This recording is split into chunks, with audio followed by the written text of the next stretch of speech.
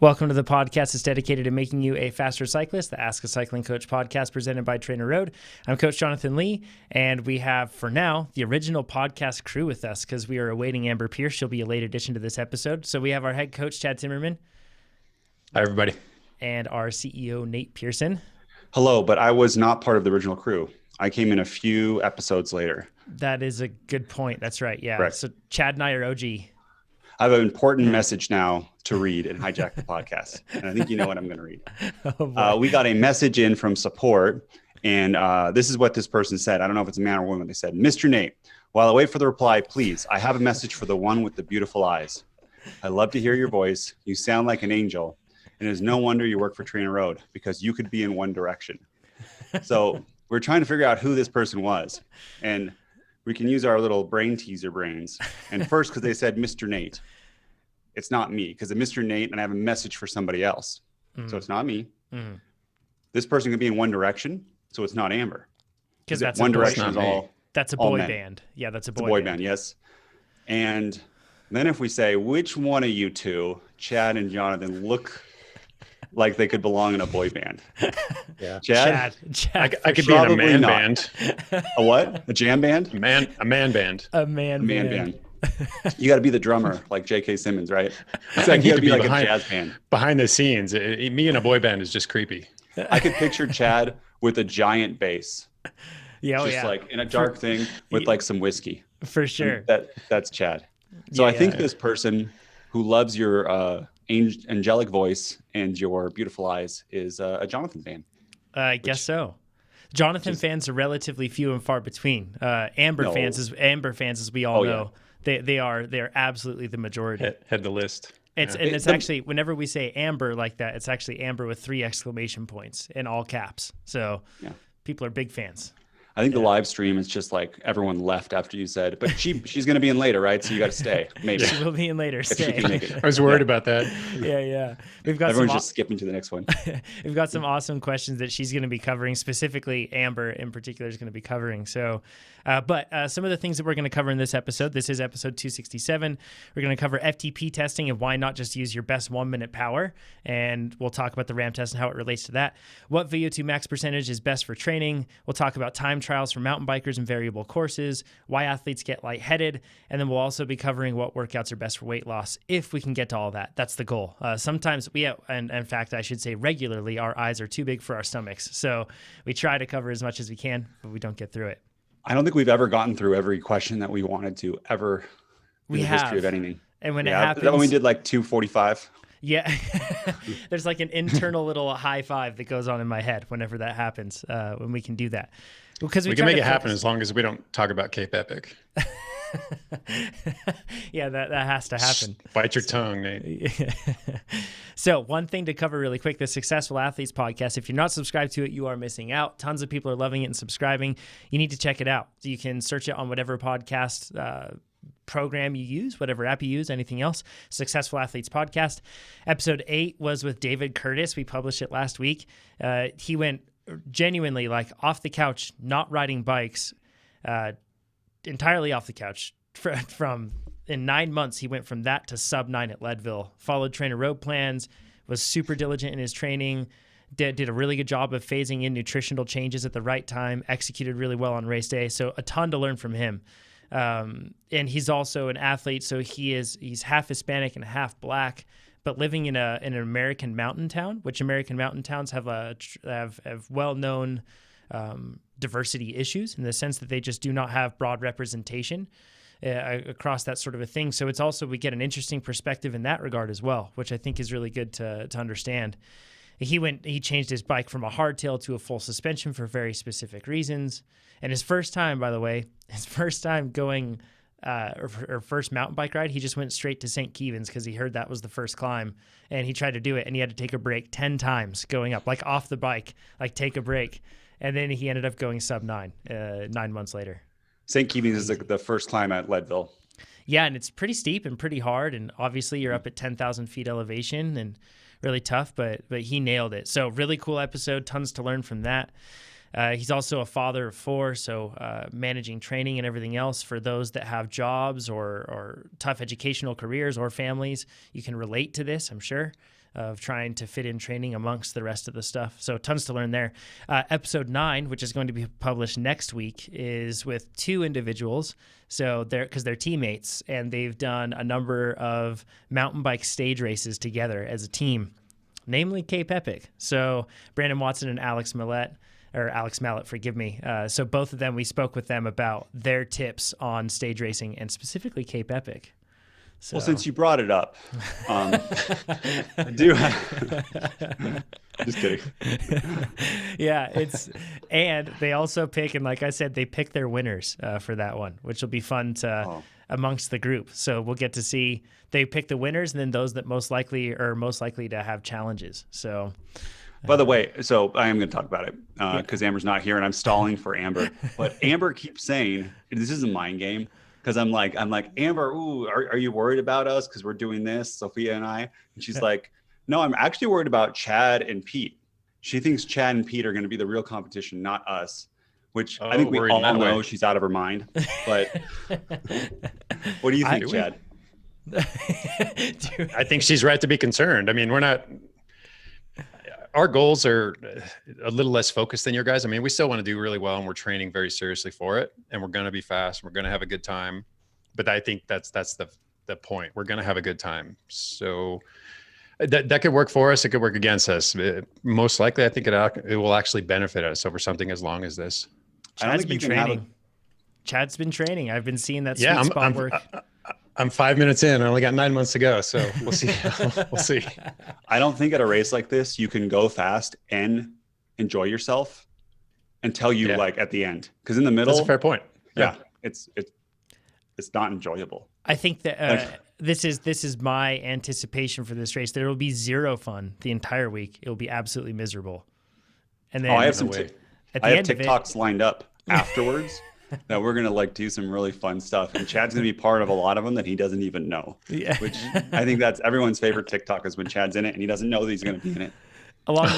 Along those lines, you can follow us on Instagram and follow us on TikTok as well. You can find us on all social channels, TrainerRoad, and also us individually as well. So give us a search.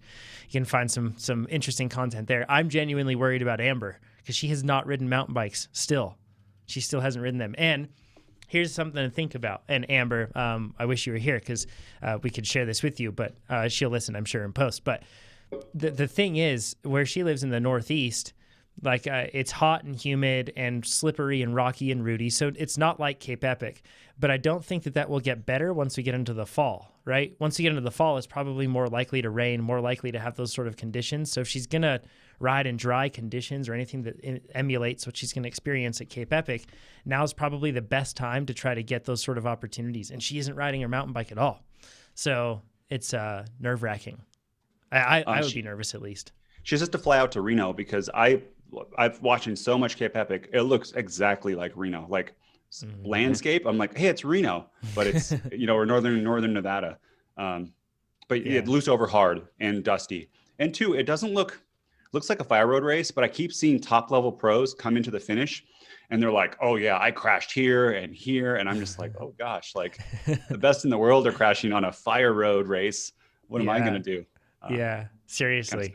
Yeah. So hopefully we all have no mechanicals that are not fixable and no crashes that are irrecoverable. Exactly. Yeah. So Robbie McEwen said, if you're not crashing, you're not trying at Cape Epic, I thought that was kind of funny. I'll crash once a day at least. Yeah. That's probably the case. Small things, hopefully they're small tip overs, right? And that sort of stuff is manageable, really. It's tiring, but it's manageable. So let's go straight into Tom's question really quick, and then we're going to get into the quick addition that you've added in there too, Chad. But Tom has a question that actually has to do with outside workouts. He says, I love the podcast. I was wondering, what is the proper etiquette for passing other cyclists during interval training rides? Sometimes during a sweet spot interval or above, I'll pass a group of cyclists only to have them pass me when I'm doing active recovery. I'll then pass them again during the next sweet spot interval. I imagine this is really annoying for other cyclists. Is there a way to indicate that I'm not just trying to show off, but just on a training ride? Thanks. You could attach a flag like an ATV at the sand dunes or something and let them know. But no, this is something that you commonly come across. And the first thing that I would say is, I don't think the cyclist will care. unless you are passing them in any way that's causing inconvenience, right? But otherwise, it's totally fine. Everyone shares the road and everyone manages it well. I just say give them a little, stay in your arrow position, hands off the bars, hands up, exasperated intervals. Don't do that. That's terrible advice.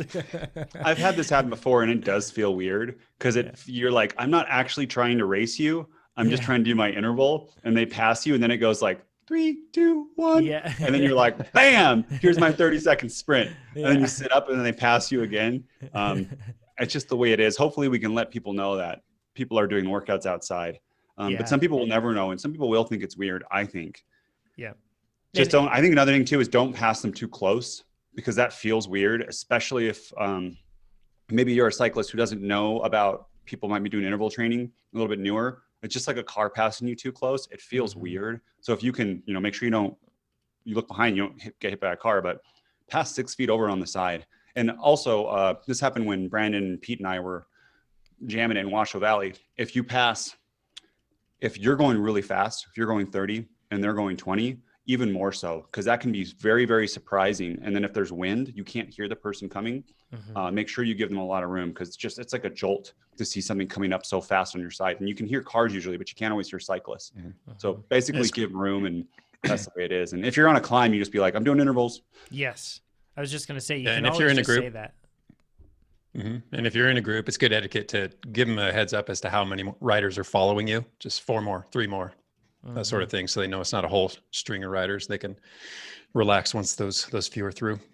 Yeah, for sure. That's a really helpful thing. And it's something that everybody should always do, just because it is disconcerting if you've ever been the other person or the person on the receiving end of that, wondering how many more riders are going to come if the first one spooks you. So it's definitely a good idea to do that. You can always just tell them, like Nate said, I'm just doing intervals if you come across them the second time, right? And you can say, sorry if it's bothering you, just doing my workout. And as long as you pass with plenty of room, I think that they'll be totally okay with it, or at least I've noticed that they've been totally okay with it in my case, especially if you're doing repeats on a climb. In fact, last week in Lake Tahoe, I was where we're living right now. It gets really packed on the weekends, and on Friday evening, the interval road that I've been using all week, it became like a freeway of hikers and mountain bikers. It was just like packed full of people. And on that section, it was actually, I let the people know, hey, sorry, I'm doing intervals. I passed them and let them know I was coming. That's another thing too. If you're not going too fast, you can say on your left, on your right, please say that, and say it in advance. And yeah, that can really help. But then coming down, once people realized I was doing a workout, then when I was going back up and doing the next 3-minute interval, they were like cheering me on. They're like, go for it, do it. That's so cool. It was helpful, really helpful. So it can be a good thing to have for sure. And now for one thing with outside workouts, we've been running a contest or not a contest, more a giveaway, I would say, on Instagram as well. And also somebody says in the chat, they say, use a TrainerRoad jersey with, what can I say, intervals on the back. That would be pretty funny. But we have, if you are doing outside workouts that you totally should be doing, they're awesome. That way you can stick to your plan and get faster year round. Nate, that's like one of the things that we see a lot, right? With people if they stick to their interval training, and then if they take a break from it, and that particularly happens a lot of the time, people associate TrainerRoad just with riding inside, and then they take that break from it. They chase comms or do other things like that, but their fitness drops, right? So based on what we have, and we still have to validate it completely, so don't go spread this on the internet. It's just between me and you. Sure, nobody listens to this. Don't worry about it. Yeah. No, I'm saying you, the listener. Okay. This is what we think, and we have to validate it. But initial stuff about it. The time that you spent indoor on TrainerRoad is the most time efficient way to train. And that's versus competitors outside, even outside workouts. Next best is outside workouts on TrainerRoad, and then everything else. So the structure is very important. You get a little bit of a benefit from being inside, but if this is especially for Canadian people, when you get stuck inside all year round and you want to do some rides outside, I think we all do. And you still care about getting faster, doing a structured workout outside through outside workouts gets you really close. And if that's the difference between not doing a workout and doing a workout, 100% better for you to do. For sure. If you're really like, there's just something about not stop pedaling for 2 hours, which is very hard to do outside. That probably gives you a boost. That's what I suspect, but that's how it goes. And it's the people who totally abandon structure or use other things like competitors. There's a pretty big gap in time for return on FTP, if that makes sense. So you don't want to, and I think you probably have all experienced this where you just ride and you're like, hey, my FTP is not going up. Or people have ridden we just saw it, a message in our Slack. Someone's ridden for 8 years, did this segment 89 times, then did some structure training, took like 2 minutes off a 28-minute segment in like 4 months. Never improved it in 8 years. And that's structure training. And then what we do at TrainerRoad is you put your hard work, determination, and grit, it goes into our system, and we give you speed. So we're just giving you the structure around it. You still have to work hard, but I'm kind of rambling. But anyways, totally. That's what it is. Totally rambling. Yeah. No, great points. And I think that with outside workouts, if there's an added level of specificity that you need, getting closer to your event, that can be really helpful. For example, heat or cold or position and the specific type of bike that you're going to ride if you have a hard time putting that bike on a trainer for one reason or another. Technical, mountain biking technical. Yep. And you cornering. Depending on the workout, you can match it really well, right? Because you can do something where it's like, if it's generous rest periods in between, you can find a spot like for mountain biking or cyclocross, for example, where you'll have steady intervals. Then after that, you might have technical skills that you can do during the rest, as long as it's generous and it's something that you can complete. That's one thing that Nino Schurter mentions regularly in his training, is that what he does a lot of the time, even with his strength routine, he'll do a strength set, and then during recovery, he does things that would require him to still be on the ball, so to speak, like focused and working on balance or working on something like that. And when he does intervals outside, a lot of the time what he does is he picks that fire road climb outside, and then he descends a single track in between those efforts and then comes back up. And if you think about it, for specificity, getting closer to race day, it really does make sense to work in that sort of stuff. So for everybody doing outside workouts, you can go on to, or you can share a picture of it on Instagram and use the hashtag #GetFasterOutside. And if you do that, we'll come through every week and look at them, and then we'll randomly pick a person. So the randomly picked person this week to win a swag package, which TrainerRoad stuff. So like, bottles like I have here, and we have mugs. I'm sure Nate has a mug right now of coffee, fancy Yeti mugs, all that cool stuff. Just use the hashtag. Yeah, go ahead, Nate. I've got two. It's a long podcast. You can use the hashtag #GetFasterOutside. So this week it was, and I'm probably going to butcher your name. I apologize, but Beata, I believe, is the name. Beateny, and then Gardnese, I believe, is how you'd say the last part. I have no clue, but I'll message you directly on Instagram and I'll let you know. And you've won this week, so exciting stuff. So we'll get that sent out to you. Okay, Chad, you had a quick addition. Last week, we kind of talked a lot about a number of different things where we were talking about carbs versus fat and the effect that they have on your body, insulin, all that stuff. And you had an addition to add to that. Yeah, we may have kind of covered why you can get away with certain things on the bike, not so much off the bike. But there was one, not even a finer point. It's a really important point, and kudos to one of our copywriters for bringing this up. Is we really I didn't answer the question directly of why is hyperglycemia, hyperinsulinemia different on the bike versus off the bike? So why can we get away with high levels of blood sugar, high levels of blood insulin when we're riding or working out, exercising, not so much when we're not? And the answer pretty much boils down to nutrient transport. And what I'm talking about specifically is getting nutrients into the cells. So whether it's protein that's broken down into amino acids, or fats broken down into fatty acids, or carbohydrate broken down into one of its monosaccharides, glucose, fructose, galactose. Typically glucose is what we're looking at. There has to be a mechanism that takes these nutrients from outside of the cell and brings them inside of the cell so that, in the case of muscle cells, we can perform work. And in order to do so, we have these things called transporters. And in the case of glucose, well, oddly enough, they're termed glucose transporters. And there's a couple groups, the GLUT and the SGLTs. The SGLTs, there's only a couple of them. They're sodium dependent. We're not even going to talk about those. The GLUT transporters, there's 14 of these bad boys, but we really only care about the first 5.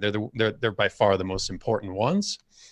And within that group of 5, it's all about GLUT4. With skeletal muscle, we're looking at this GLUT4 transporter. So if you've ever seen the acronym GLUT4, This is what we're talking about right now. The transporter that takes sugar from outside of the cell, puts it inside of the cell so that we can do work and various other things.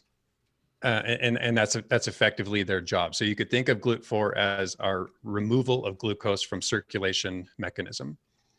So once inside, or let me back up here. Oh yeah, so this pertains to both muscle cells and fat cells and heart cells too, but to a lesser degree. We're going to focus on muscle cell.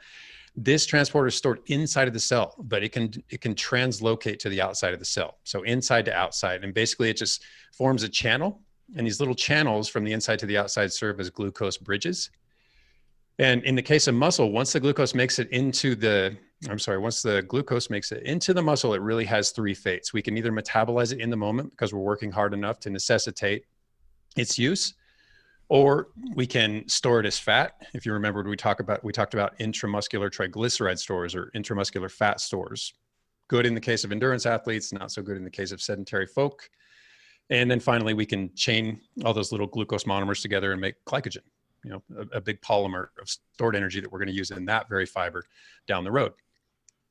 So there are two ways to stimulate this GLUT4 translocation, which is effectively or essentially our ability to uptake glucose into the cell. There's the insulin stimulated route, and this triggers GLUT4 to basically insert into the cell wall to create that little channel. The problem there, and it's not really a problem, the limitation there is that these channels can get saturated with too much glucose. And this is what led us for the longest time to believe that we can only ingest 60 grams of glucose an hour. That's a hard limit. We can't go beyond that. Then we stumbled onto the fact that, oh, wait, there's also GLUT5 that transports fructose in. Now we can use fructose. What's the limit on that? It seems to be about 30 grams. Okay, now we're at 90 grams. Now we're finding we can actually push beyond that 90 because there aren't such as hard limits as we thought on each or both, or maybe one, maybe both of those transporters. Now, back to the GLUT4 translocation, there's another mechanism that doesn't necessarily rely on insulin, and that's the contraction or the exercise-induced translocation. So simply exercise increases the expression of this GLUT4 transporter. So we can use insulin to get sugar into the muscle, or we can simply use physical activity to make other basically signaling changes that take place that make us a little more susceptible to glucose. So the point is that during exercise, glucose uptake soars. And over the course of consistent exercise, we get an increased expression of this GLUT4 translocator. So we adapt to be able to use more sugar in the cell. And it's also worth noting. Yeah, go ahead. Do you also then get better as you take in sugar over time? Like not just the exercise, but also ingesting sugar then improves your ability to do this with sugar? In general or during exercise? During exercise. Yeah, I would guess so. I would say that's probably part and parcel with the fact that we adapt to, or we basically increase our expression of this transporter. So I'm going to say, yeah, based on what I've read so far. And then I also wanted to note that blood glucose uptake is also influenced by our muscle glycogen content. So as we run our muscles down, or if we come into a ride a bit depleted, we're more sensitive to glucose and we can actually process and uptake more glucose. That's worth noting. So this all boils down to two quick, not so quick description, but two quick takeaways, which we have far greater capacity to manage our blood sugar during exercise. And then through consistent endurance exercise, we have a greater ability to control our blood sugar at basically all times. So I'm going to say a different way. Don't drink Gatorade if you drink Gatorade all day long, probably not good for your health. Drinking Gatorade I'm just using Gatorade because everyone knows what Gatorade is. During a workout, probably not so bad. And they're not the same because of the state of the intensity you're putting out in your workout. Mm-hmm. Right, Chad? The cell receptivity to that sugar. The cells have to be primed for it. Otherwise, it's just going to effectively bounce off of them and get stored as typically adipose tissue, or elevate your blood sugar levels and elevate your insulin levels, and all sorts of metabolic disorder can ensue. This is one of the arguments in favor of making sure that you fuel the work when you're doing the work, rather than, doing the sort of binging that you would do to try to, you've just done a huge ride, so then you just take in massive meals. And if you get into like that routine of, I just did a big ride, so I deserve a gigantic burger and fries and a Coke and a milkshake and you know what I mean? And it is nice to have those meals every once in a while, but it's very common to see amateur endurance athletes in many cases, they go into this habit of, I can kind of eat whatever I want. We talked about this last week. I can eat whatever I want because I ride my bike. And this is one of the points here, is the fact that when your body's in an active state, it's not, you still probably can't eat anything that you want, but it makes sense to throw in the stuff that's got a high amount of sugar, to use that stuff when you're doing those sort of efforts. But then outside of it, this isn't it. This should hopefully educate us on the fact that our body does much better with this sort of stuff in an active state. So it doesn't justify, throwing on, 17 pancakes in the morning with sprinkles and maple syrup and then doing that routinely. It's tough to be able to manage that. I think a lot of the confusion arises from the fact that we can fuel for the work ahead, but we can also work to store energy for the work ahead too. And that can be done well in advance of whatever we're doing. So we also have to recognize that we have a storage capacity, and when we exceed that storage capacity, there aren't too many different directions that these nutrients can go. So you don't have to fuel specifically for something that's just about to happen. You can give yourself a bit more lead time depending on the sort of activity, the sort of carbohydrate you're ingesting, how quickly it metabolizes, that sort of thing. So sadly, it's a complex matter, but Nate. Cool. No, you go finish your sentence. That's the gist of it. Go ahead. Okay. People have asked this to me a lot. The Science of Getting Faster podcast. We have some, it's hard to line up the PhDs, but we got some more lined up. We want to record at least 3 episodes, correct, John, before we put it out? Correct. So I think we almost have them scheduled. I see the emails going back and forth. Mm-hmm. Another one that I really want to talk to, Chad, and I'm going to do this live. I think it'll be interesting for everyone. Tell me in the chat too if you like this, is I've seen the studies that say like oatmeal loads better than another type of carb. And I think we're talking about, what you're talking about here, Chad, is when I say loading is get converted to glycogen differently than like white bread. And I think I know why that happens, but I'd love to talk to the researcher about how they figured that out. And then I want to know, as a takeaway, what food should I eat before a big race? I'm going to do a 5-hour mountain bike race and I need some extra glycogen. What food should I eat ahead of time that will maximize glycogen storage and minimize fat storage in terms of carbohydrate loading, right? I think that's our dream. And if you want to eat because I can, before a race, I think a lot of us are like this. You can take away enjoyment and just eat very like, I'm doing this, this, and this at this sort of time for a 3-5% increase in performance in your race. Yeah, and it's going to be super interesting to hear about the carbohydrates they recommend, but we also have to consider the dosage and timing, and I'm sure they're going to tell us all about that too. Yeah. 1,000 grams versus 100 grams is very different. Very different. Yeah. I made if I could clarify on my point earlier too, because I did a poor job of getting to my point. I find the average cyclist many times view feeding outside of workouts separately and kind of like as a replacement for feeding in the workout, if that makes sense. And one of the biggest differences I see between amateurs and pros is the fact that pros are much better feeding during the work. And then outside of it, in many cases, they don't eat quite as large of meals.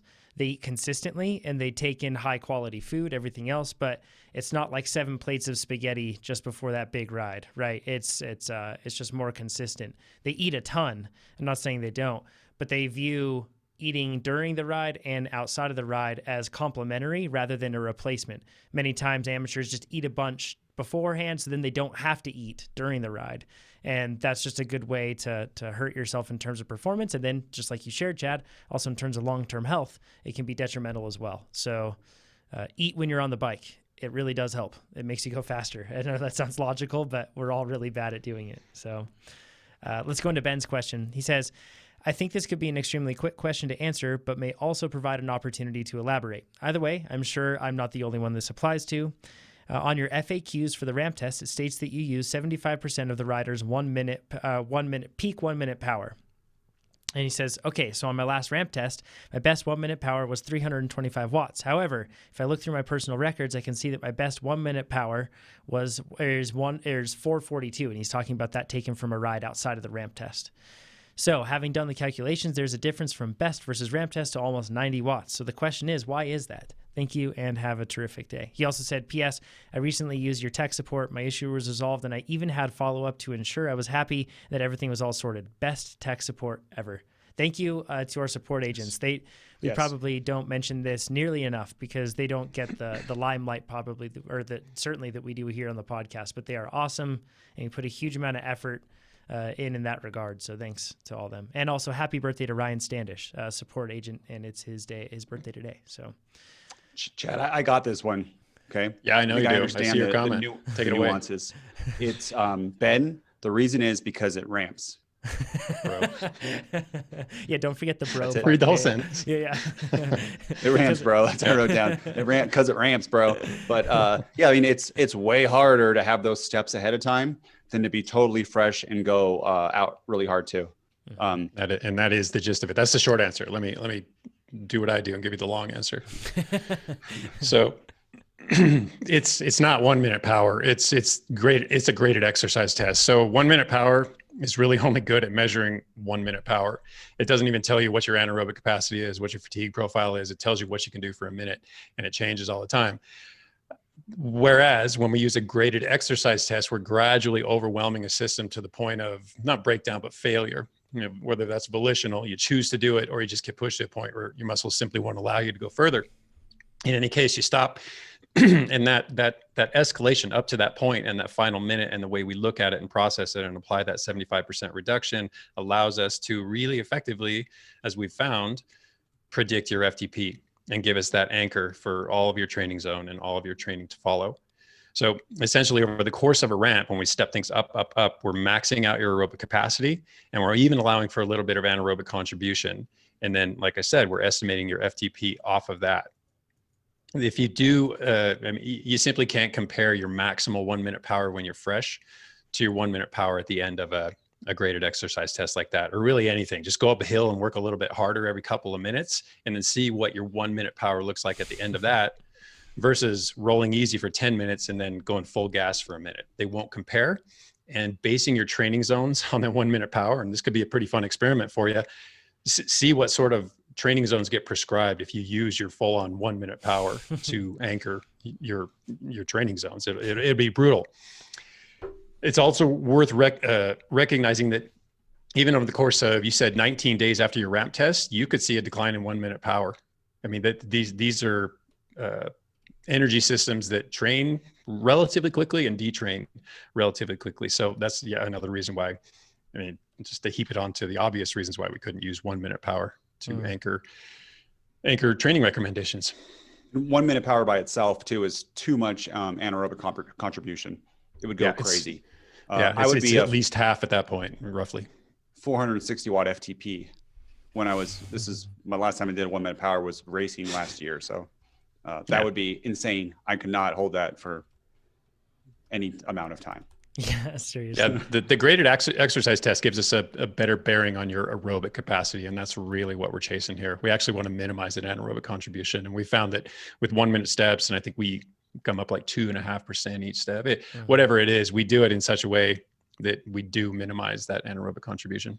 And lots of testing went into that to figure out what was the best sort of option across not just, it wasn't just Chad, Nate, and I doing the test and seeing how it worked for us. This looks across good. a large swath of people. It was like over 10,000, I think. Yeah. It was a ton. I forget exact the number. I might have mentioned the podcast, but it was many, many thousands of people looking at the results afterwards. What workouts could they do afterwards? The spread, all that sort of stuff. For kicks, I looked at mine, and I would be a 396 FTP instead of a 307 FTP. Bro, wouldn't that be cool? Oh, man, that'd be amazing. You would be so good. You'd be world champ for Masters. Yeah, it'd have to be, right? Yeah, at that point. If not, I would probably have the aerodynamics of a barn or something. So, but yeah, along these lines too, I think that this is a question where a lot of, this kind of explains how ramp tests work in general, specifically how our ramp test works and how we arrive at that. And one important thing to remember with testing is that it's really tempting to just try to look at like race data from your best performance that you had, right? Like in the sense that it's like really like you had a great day and you did this race and it was a criterium. So you had a ton of off and on power and you had a huge NP. And from that NP, you're like, well, maybe if I take the NP and then I subtract that because it was, 8 minutes long and I subtract 10% from that, then maybe I can figure it out. But it's a lot tougher. You can't do that because if you do that, you just set yourself up for really tough training because that's the goal with this, right? It's not to boost your ego. It's not to define your worth or ability necessarily as a cyclist. Instead, what it is to give you a good training benchmark. And from there, you can train even more. If you heard that chime just now, you may have, Amber's with us. So she's still working on getting her audio enabled and everything else. So I think we're good. Can you hear me? Yes, we can. Right. Amber, you're here just in time. We talked about a lot of secrets about Cape Epic, so don't go back and listen. Don't worry about it. So why is Chad and Pete more? Why are they more a worry than Sophia and I? And I know it's not Sophia.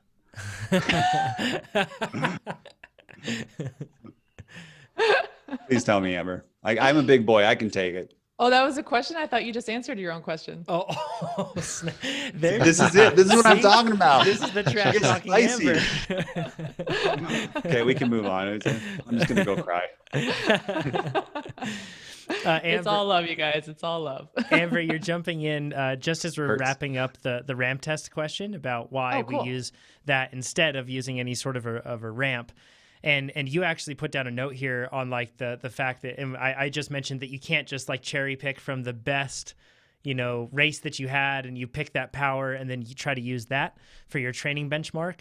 But then on top of that, consistency is also important, right? Like that's right. That's exactly. Yeah. Just the consistency of the protocol makes it a fair comparison. So the conditions under which you're testing, the more similar those can be from test to test, the better of a benchmark that is, right? Because then you're comparing apples to apples essentially. So I think it helps to have that really consistent protocol because the conditions in which you get a peak 1 minute power are going to vary a lot for each of those peak powers that you set. Whereas a ramp test is going to be a very consistent protocol, and we like science around here. So for sure. If you're not, and if you change even from, because we still have the 20-minute test and the 8-minute test enabled in TrainerRoad, if you're using those and then you go to the ramp test, just like Amber said right there, consistency in the protocol is also important. So you get good at testing. And when I say get good at testing, you don't like enable yourself to overreach. That's like one of the great things about the ramp test in particular is that's not the case, but you just get better at pacing the effort and familiarizing yourself with it. So you're probably going to get better as time goes on. So if you switch to a new protocol, don't expect it to just be the same, or if it's a different number, just know that different tests. So I got 2 live chat things about this that I want to mention. Sure. First, Chuck B says, if you have a lot of experience, 20-minute FTP test, is there any disadvantage to using it versus the ramp test?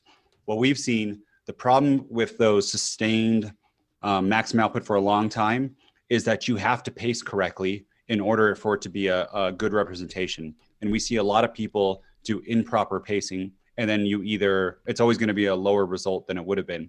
And so what you pretty much have to do is know what your FTP will be before you finish the test, reduce that by the amount, and hold it, which for most people, you don't know what that is. And in maybe some people, you can like really dial it in with feel over 20 minutes, and you can do that. And I know there are people that can do that. But for the majority of athletes in the world, I say that is more of a challenge for people than the norm. Mm-hmm. And Julio says, my coach says there is no research to prove that ramp tests are accurate. He says that the 20-minute FTP has scientific proof. What do you think? I wouldn't call it scientific proof, but I would say that for the 20-minute test, as far as I know that was more of a Hunter Allen thing of like, this works pretty well for training. And Hunter experienced that with his athletes. And then we, in our data, I think, seriously, we have more data than anyone in the world on this. Mm-hmm. I don't know any app or anyone who has this many like training methodology period. Yeah. Any coach, right? A coach is like, hey, I coached 50 people over my lifetime, right? And we're doing tens of thousands a day of people doing rides and stuff. So on this one, we did is we looked at, like I said, there's now tens and tens of thousands of people who have done the ramp test. And we can see then afterwards, they can do intervals that correspond to what we think they should be able to do with the correct FTP. And no, we didn't take blood lactate on all of them, but does that really matter? I think what matters is what performance you can do after the fact, because that's what we want to do is watts over time at a certain, at a certain intensity, and then can we increase that? So that's how we went about doing it. Not to bag on coaches, but if you're a coach and you don't bag on TrainerRoad, it's hard to, I don't know. There's good things coaches like Lee McCormick, that's one coach, sure. But if you just assign workouts, you got to really offer something better than we do for the price. For sure. So, sorry. Some people might do that, but one thing with this too is Nate's gonna catch on fire. One thing that we should make or point out with this is the fact that one of the things that, like, the core things that we that we focus on here is constant improvement in all that we do. And the ramp test, we look at that, and if the data was saying basically to that point that there's no scientific backing and it's really bad, then we would be changing things. We would be improving things with that. So we're constantly looking at that and constantly making those sort of adjustments. So you can rest easy with that sort of, I guess, point on that. And that's a good point, is, John, our idea of constant improvement, we are not the best. And we're actually actively making, Chad and I were just talking like 30 seconds before this started, we're tweaking things, especially in training plans. We have improvements to the whole way that we think people are going to train. And what should happen in 2 years, you look back at this episode and people are listening to it right now, and it's 2022 in July, and there's going to be at least one person. And what we have done, you should look back at now and be like, I can't believe we used to train that way. And then the next 2 years, right? It should always be an evolution, just like your iPhone. You look back at it 10 years ago and you're like, I can't believe I used this thing. We're never going to be reaching perfection, and we're always going to strive for perfection, if that makes sense. So I just want to say that yes, we can improve, and yes, we are always trying to improve. There's also lots of people all the time who are like, this is the best way, this is the best way. And they don't really have, in my opinion, data to back that up.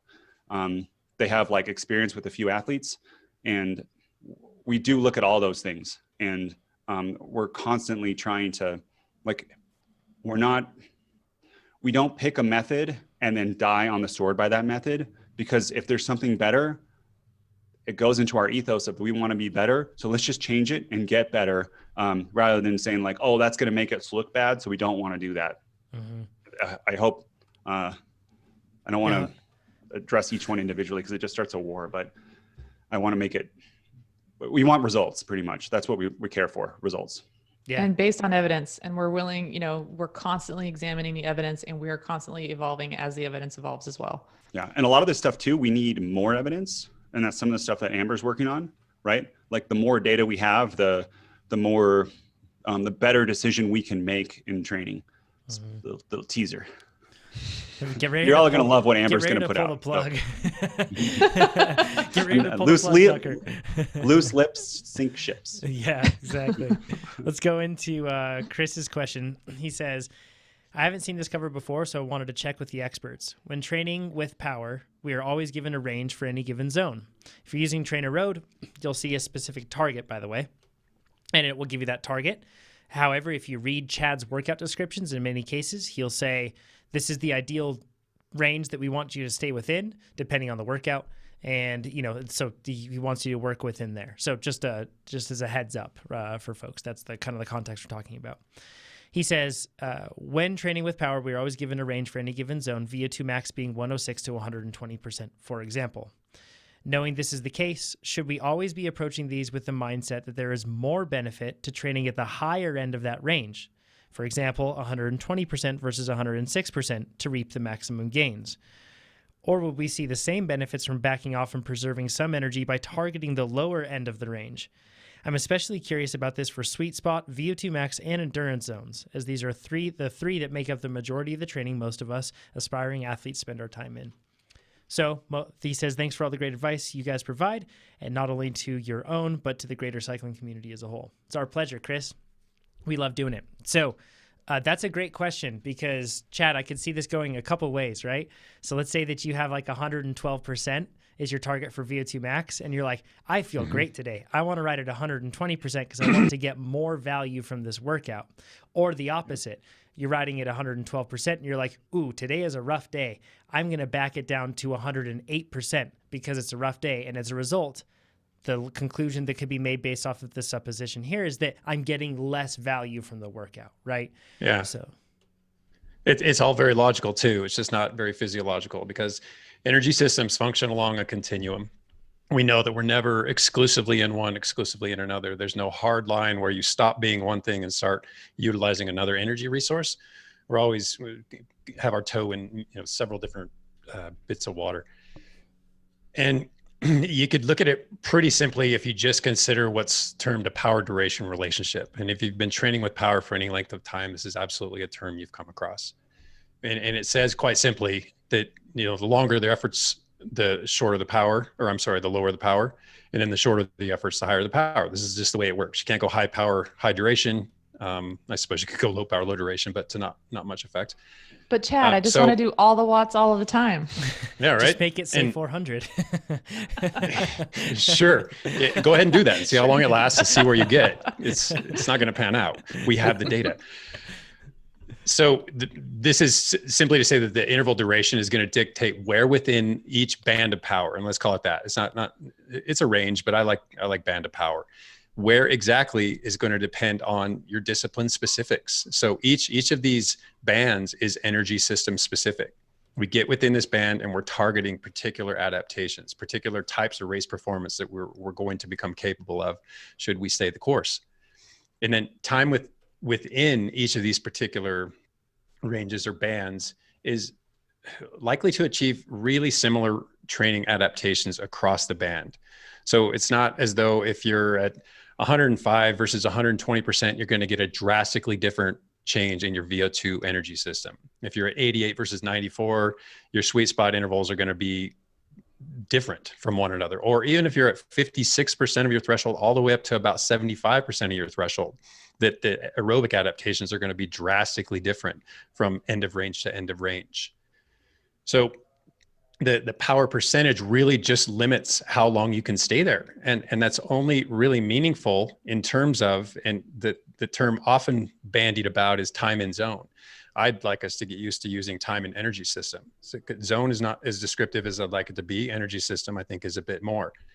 So here we now recognize that the more time we spend in each system, the greater the stimulus for improvement. And this is the essence of accumulation. We have to be in a particular time. We have to accumulate time there. The more time we spend, the greater the stimulus for adaptation. Given proper recovery, subsequent adaptation, we get stronger, we get faster.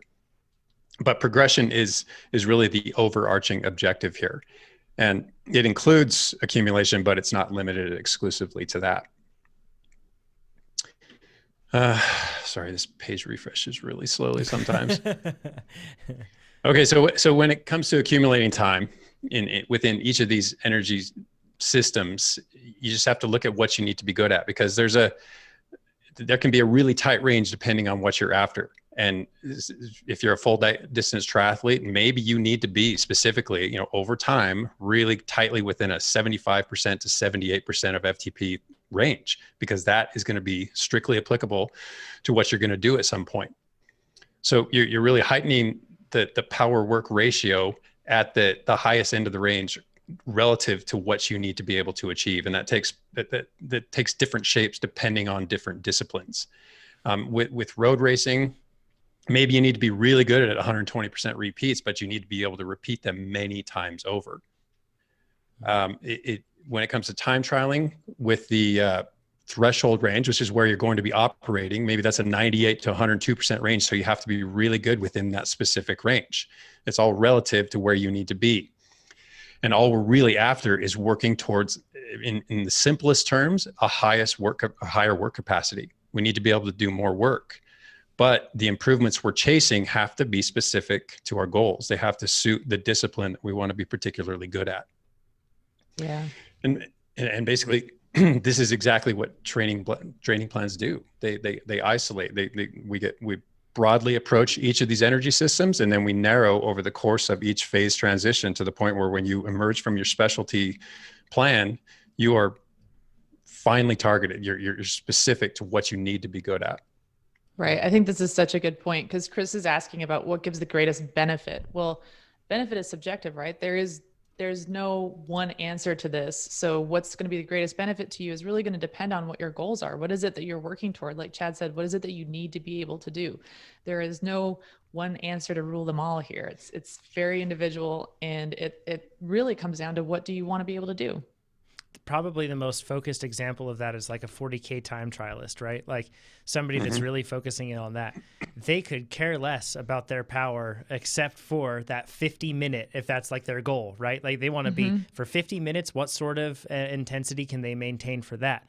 And that's exactly what they intend to train. And even though that's a very specific scenario, even something like road racing where it has perhaps more varied demands, that sort of thing, I think that you're a better athlete if you specialize. And if you focus on one specific thing, you're probably increasing your chances of success. So that's the whole point of training, is training you for a specific goal and outcome.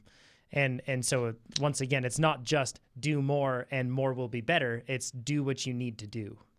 Exactly. So if we apply that to the sweet spot power band, which is really narrow in terms of all of these, it's probably the tightest one, which is as we term it, and a lot of people agree with this, 88 to 94% of threshold.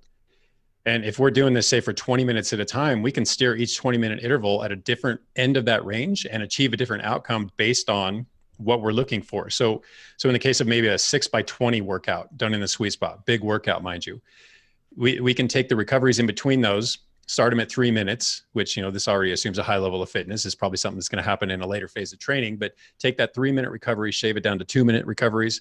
Later in the phase, shave it down to 1-minute recoveries. And then boom, you've got effectively 2 hours at really close to what might amount to a marathon mountain bike pace, something very specific to that discipline.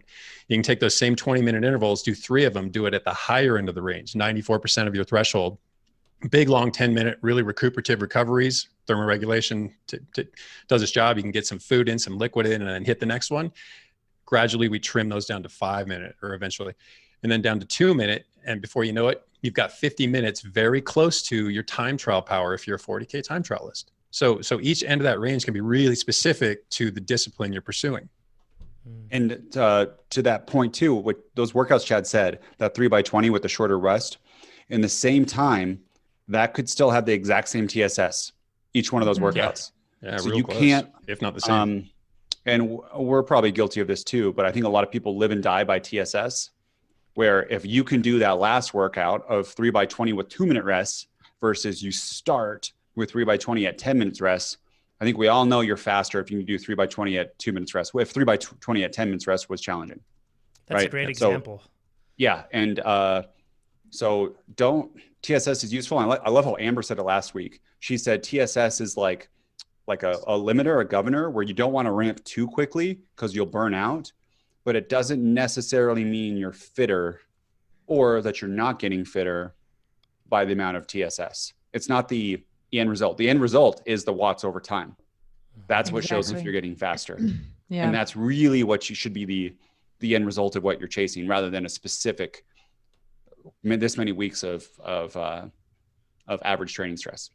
Mm-hmm. Yeah. Yes. Okay, so Chris, I want to address each of the 3 specific energy systems that you recommended. So let's move on to VO2 Max. Effectively, and we've talked about VO2 Max enough times that I think most people recognize that you can achieve VO2 Max, that high level of aerobic uptake, anywhere along that band. Really, anything over threshold is going to get you there eventually, theoretically. But we've targeted 105% to 120%. And in any case, the longer you go, the closer you're going to push to that limit. You will get there eventually. Even at 105, we can get you there, and you actually get there pretty quickly. Anytime you're above threshold, it's discouragingly quickly how fast you fatigue. So uncomfortable. Yes, it is. It doesn't matter if you're 1% over, it's a miserable place to spend time. But the point again is that whether you're at 105 or you're at 120, you're going to achieve similar adaptations across that range, especially if you use the appropriate duration relative to that intensity. So it's how do you accumulate enough time to stimulate fitness is really what it's about.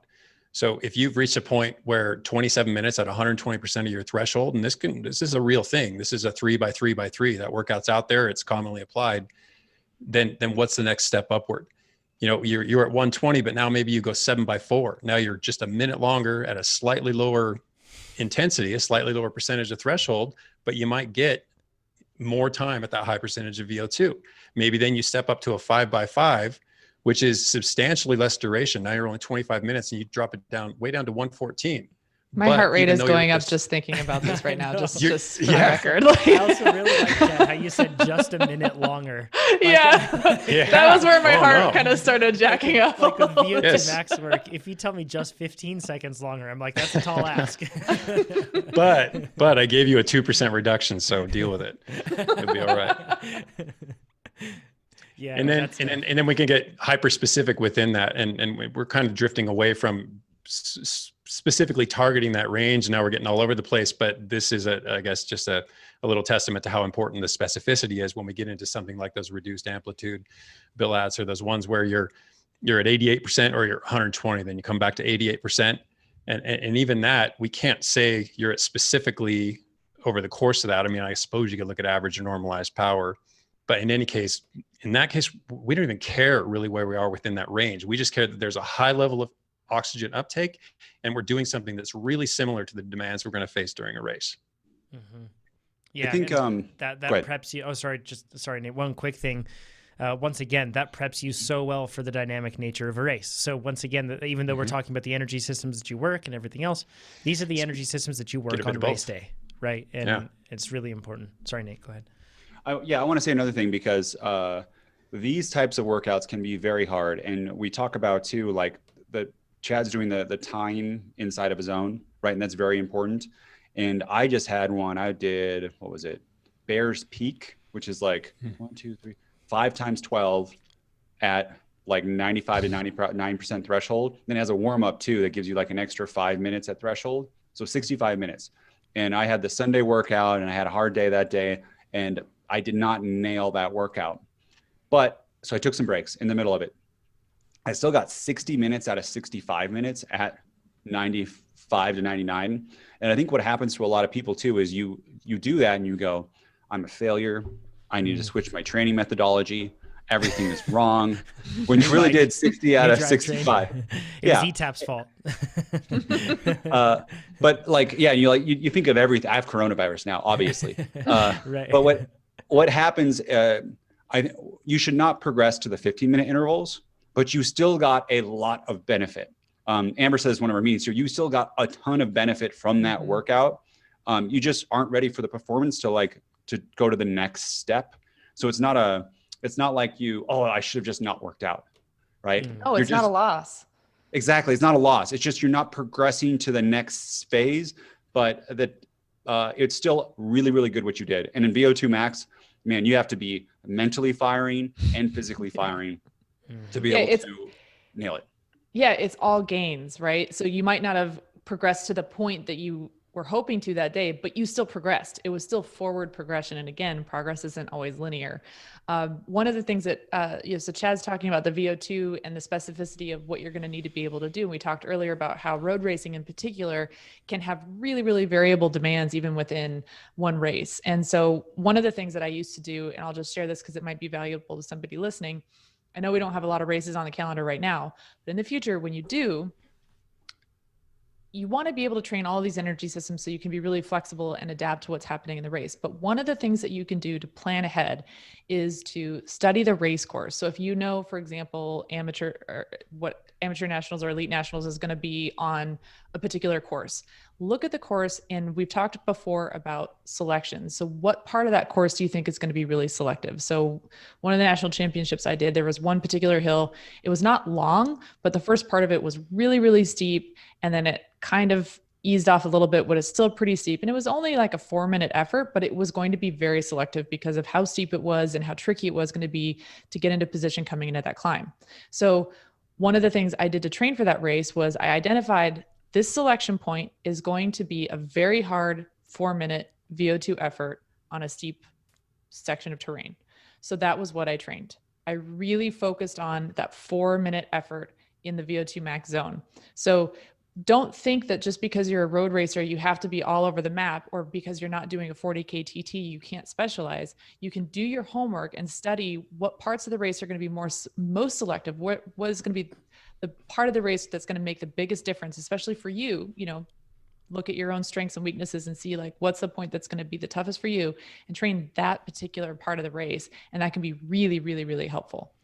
To expand on that too. So Pete and Amber have done every single Northern California race. Amber's won just about every one of them. The only one she hasn't won, they weren't racing those when I was there. And but to what you just said, they can also, if you have research people have done it, they can tell you the selective part, and how you then race it is, I'm not going to use any energy until the selective part. Like right. they Amber goes, Amber repeats says, yeah, people always try to do a breakaway at this point in the race, but it always comes back and it's this final climb, or it's this every lap, it's going to be this climb and it's going to be attrition. So save all your energy for that one. And those type of insights, if you can talk to someone who knows how to race and has done that race a few times, it helps so much to like not waste your energy. Because a lot of times in these races, you are one effort away from getting dropped. At least me, I'm a big guy on a lot of these climbs. And if I would have done a previous effort, I would not have made it the next time. So. Yeah. And like I said, some of these efforts are not long. 4 minutes doesn't seem like a really long time, but when you're doing it over and over and over, lap after lap, or even if you're only doing it one time, if it goes hard enough, it can be a split-second difference to make the difference between whether you're in the front group or you've just missed that selection. So having that focus, having those insights ahead of time to help inform your training, help you mentally prepare for the race, is just gold. Have any of you ever seen it where the group is 3 seconds ahead of you cresting and you cannot get back on, and they're just like, come back? It's just 3 seconds and they don't. It's like this slow-mo horror film where you're just like, yeah, the hand reaches. Yeah. And that's 3 seconds, right? Like, and think about all the things you could have done in training and in the race so that you didn't, in positioning, so that you didn't lose that 3 seconds. And then afterwards they're like, yeah, the race was easy after that until the end. And you're like, what? That happened in one of the crits. Like as soon as I come to the Lasma thing, like the normalized power went down to like 200 watts for like 30 minutes. Yeah. And I just could not hold on. Yeah. That's the way it goes. One point that I want to mention before we get into I think we're probably going to jump into the endurance zone after this, Chad, I think. But one thing I want to mention that is a really key point that Amber made, and I just want to hammer this home. So the course can have like a very, it can have a decisive point in it, but that does not mean that that's how you have to race that race. And you'll learn a lot through the process of specifying your training. As you're going through the process of base, build, and specialty, you'll learn a lot about what you're good at and what comes easier to you. If it's the ability to repeat efforts, if it's the ability to go longer in VO2 Max efforts relatively than you think other people can do, anything like that, you start to say, okay, this is my one strength. And then it's super key to race according to that, right? And that's one of the perks of the process of going through a training plan with consistency that's specializing as you go, is the fact that you start to become aware of your strengths and your weaknesses. So then when the course does serve you a specific menu, so to speak, you know exactly which item to take for you, not for everybody else, not how everybody else races the race, but how you're going to do it. We'll have a special guest on the podcast in the coming weeks who actually did this at Mountain Bike National Championships, raced the race entirely his way, and it paid off massively. So there's something to that, right, Chad, in the sense that that's specifying, you should also be heads up in that process and learn about yourself. Mm-hmm. Undoubtedly. Yep. And as much as I would like a seamless segue back into where we were, I've had a few along the way, and we keep taking different tangents, and I come up with a new segue, and then we go a different direction. So I'm just going to start back on endurance. Sorry, Chad. Not slick. No, it was good information. I enjoyed the conversation. Okay, so back to endurance, which is the third zone that you wanted to discuss, Chris. This one's pretty simply just a matter of time available. In terms of, you need to deliver a sufficient stimulus to spur more adaptation. So if you're accustomed to riding 5-hour rides at 70%, well, now you got to do a 5-hour ride at 75% or a 6-hour ride at 70%. Either way, you got to change the duration a bit. You may find that 2-hour rides for a rider like that at 60% simply aren't stressful enough. So you either got to push toward the higher end of that range, or you got to add more time at whatever percentage of the range you're falling in at the moment. Yeah, that's a good point. Is that it? On endurance, it is. I have a few additional concerns. I just didn't know someone was going to take it over. I welcome it. I couldn't recover from that one. Just kidding. Let's jump into the concerns, because these are good points. Yes, let's go back to the focusing on where in this range I need to be. You might be able to tough it out at the top end of the range, but again, just because you can doesn't mean you should. Overload's easy to achieve. It's not hard to beat yourself up in a race. It's not hard to beat yourself up in a workout, but effective overload is what we're looking for. And that's the tricky part. Basically, we need to stagger or stage workouts such that you've achieved sufficient recovery by the time you get to the next one so that you can maximize the benefit of that next workout. And if you kill yourself on a Tuesday because for whatever reason you thought 7x3 VO2 max wasn't enough and I'm going to do 9 or 10 or 11, that can put you in a hole that makes that next workout not only painful, but probably less productive. And then it's a really tough situation to avoid, that the snowball builds quickly and rapidly. From there, people are so reluctant or resistant to altering their training plan because they're tired, because they overdid one workout and that next workout has to be done exactly as scripted. I need to do it this way. This is the only way I'm going to get faster. This is not modifiable. It's not malleable. So they push through that next one. Inevitably, they push through the next one and they're just clinging, holding on for their recovery days, holding on for their recovery weeks, which they eventually get, but they're carrying so much fatigue into it that they probably don't emerge from them in this fully recovered state that they need to be in order to start the next training phase. So it may not seem like much, but overdoing a simple workout, a single workout, can lead you into this whole downward spiral. You are describing me right there. I'm describing every rider. Every rider's been through this. It's the certain riders who repeat the whole course. Certain. On Sunday, Pete and I, we took back, well, we didn't take back, but we beat Keegan and Jonathan on this little loop thing that Jonathan loves to razz me about. And by the way, we were going to try to take Brandon's KOM on that. And Brandon waited. He hit on the side of the road, waited till we went past on Geiger, gave us 3 minutes, and then came on, caught us on Geiger, and then sat on our train. That's so clever. And overpulled in some of the climbs, and then in Washoe Valley underpulled. Kind of made us a little bit slower, but anyways, that was Brandon. very sneaky. Well That's how done. competitive we are. Just wait on the side of the road. Is anyone going to take my KOM? But we went so hard on that coming into my next workout, those threshold ones, I was just drained. But I was like, I need to do this. It is on the plan. Like, I can just do it, even though my Sunday ride was way harder than the prescribed Sunday ride. You know what I mean? And I did not take that into account. And then I tried to do another hard workout the day afterwards, and I didn't make it through the warm up. And I switched to Lazy Mountain.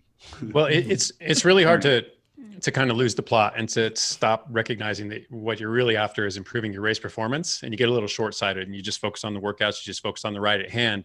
And I think in the interest of fun, that's probably the best excuse for diverting. But if it's structured training and you know full well what you're doing at that time is questionable at best, then you only have yourself to blame. I think if I would have I could have reduced it to 10-minute intervals instead of 12. And I think I could have got through those. Right. So just to your point, like I was trying to live and die by the training plan rather than doing adjustments based on how I was feeling in performance. There's the other side of it too, in the sense that, so in your case, Nate, it was like the fun motivation of chasing this calm was what got you there. But then there's the other side of things where people ramp up the intensity because, once again, they're kind of hoping for like a shortcut, right? Like they're hoping that that's going to somehow get them there if they do go extra hard, and then they end up putting themselves in that hole. Amber, Right. you have some notes on that. Yeah, I don't know where I heard this quote. So if anybody knows where this came from and can attribute this, please let me know.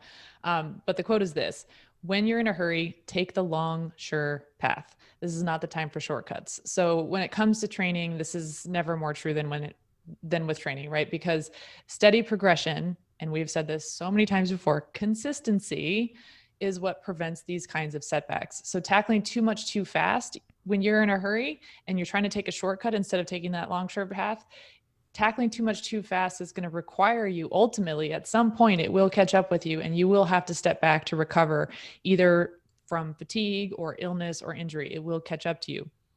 So in a way, that long, sure path actually gets you there the fastest.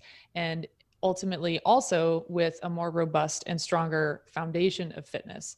So sometimes people like to think of discipline as being able to push yourself as hard as you possibly can.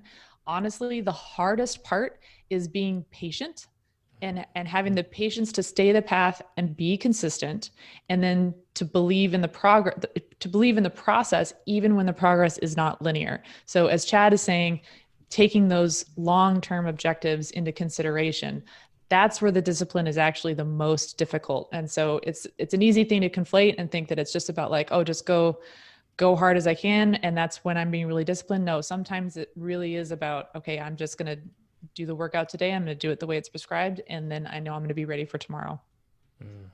Great points. So good. That's how you get faster, right? It's and that doesn't build brittle fitness. It doesn't build any of the stuff that just like, a flash in the pan sort of a moment for you in terms of your cycling performance.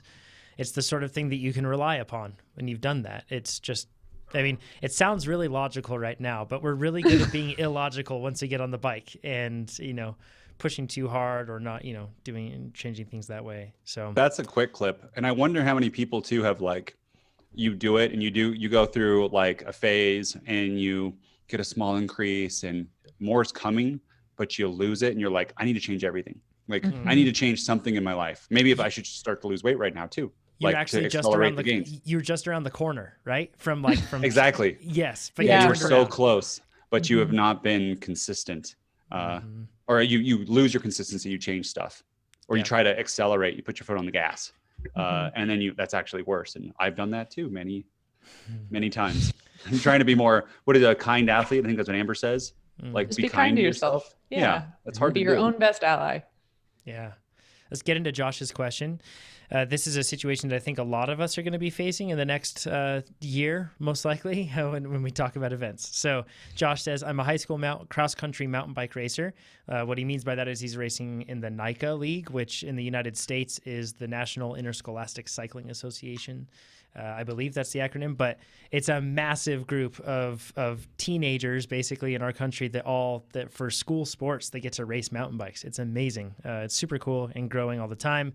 And a huge, we're talking tens of thousands of kids around the country racing mountain bikes on the weekends and training during the week because of it. So just really cool. So that's his context right here.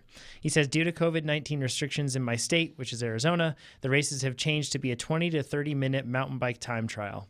What would be the best way to train for this? And the first race is in about 8 weeks, and I've been doing base training for the past couple months.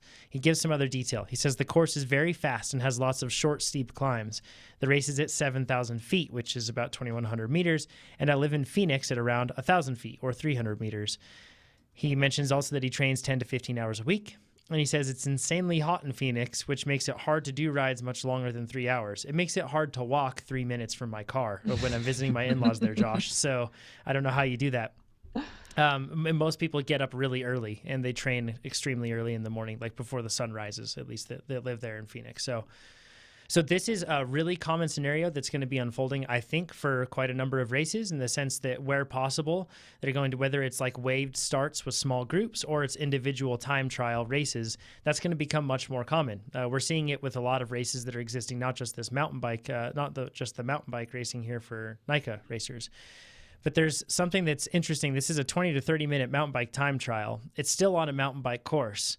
And so in your mind, because it says time trial, it can be tempting to think that you should throw the baby out with the bathwater, so to speak, and just completely change how you're going to address this whole thing. But something to keep track of or to take note of is the fact that it's still a mountain bike race in the sense that you're still dealing with terrain that is going to force you probably far beyond any sort of sustainable effort that you can carry throughout the whole thing. And that's tricky, right? Because if it's a time trial, you want to just ride, because all mountain biking is a time trial in one regard. But man, you're privileged if you're in the situation where you can actually decide how fast you want to go and race people like that. You're probably at the pointy end of the race, right? Well, it's the terrain too, because you're descending, and then because you cannot put watts out for descending, it makes more sense when you're doing those short, steep climbs to go anaerobic VO2 max to get a high amount of time. If you try to pedal on the downhill, that would just be weird. You cannot evenly pace it. Yes. And you also, if you're climbing and you just, if you don't allow yourself to surge, if you basically just allow all of those increases to bring your speed down, so to speak, and to keep that power consistent, if we're talking like a really long effort, that can work. But in many cases, you'll try to do that, but those short, steep little kicks will still kick you over that limit. So it'll still be throwing you off your pacing plan. It can be really tricky. So training steady state, just because it has the word time trial in it, is probably not the best approach. I think too, this is for the majority of mountain bikers listening to this, like you ride it as a time trial. Unless you're at the very pointy end, you're not doing this tactical race where you're like, drafting with people and attacking at a certain section. Normally you're going as hard as you can, sustained for the whole race. And I think the way we're going to answer this question too, it's going to be really dependent on the course. Carson City Off-Road, it was like a 2-hour climb to start with that was consistent versus up and down, 2 different ways, right? 2-hour climb, it's kind of like that is a marathon course. So you're going to want to be doing sweet spot for 2 hours, kind of what Chad said before. If it's up and down, I'm thinking cross-country plan, put in Plan Builder, because that has a good mix of anaerobic VO2 max and threshold. 100%. Yeah, 100%. So just really, the big point is course dependent rather than time trial. And you could have a road race that's or a road time trial for some weird way that's like up and down. That is like this, where you can't pedal on the downhills because it's too fast and you need to jam on it every uphill. Yeah, circuit races, even some crit courses are similar in that regard. Granted, crits are usually tactical, but you're racing against other people. One thing too that we have down here in the notes is not going out too hard, because nobody goes out harder than a junior. It's amazing. They can leave fire tracks behind their tires. They go so hard at the start. So, but that's super important, especially when you're talking about a time trial. It's amazing how much time you can lose when you go too far over your limit, and especially if you haven't trained your ability to recover, which if you're using the cross-country Olympic plan, then you'll be set with that sort of thing. It'll train you to repeat efforts so you can deal with these repeated surges. But it's amazing how much time you lose when you don't pedal through that flat section, or you don't pedal quite as hard through that just slight, 1% section. You can lose so much time on the person that just was a little bit more conservative, and they can carry their effort throughout. So it doesn't mean that you have to hit this same exact power the whole way through, but certainly put a governor on yourself to not go out too hard. It's going to benefit you massively across the board, especially since this is races at elevation. Yeah, that's what I was going to say. The change in elevation from 300 meters, 1,000 feet to 7,000 feet, those anaerobic efforts, you're going to pay for them more. And we'll probably have it'll take longer to recover than normal. But when you first start doing anaerobic efforts, because they are anaerobic without oxygen, they feel the same at sea level. And then your VO2 system catches up, your aerobic system, and then you are about to die. This is with Leadville. So or it doesn't. Nice, Chad. Yeah. What did he say? He said, or your aerobic system doesn't catch up. Yeah. Oh yes, for sure.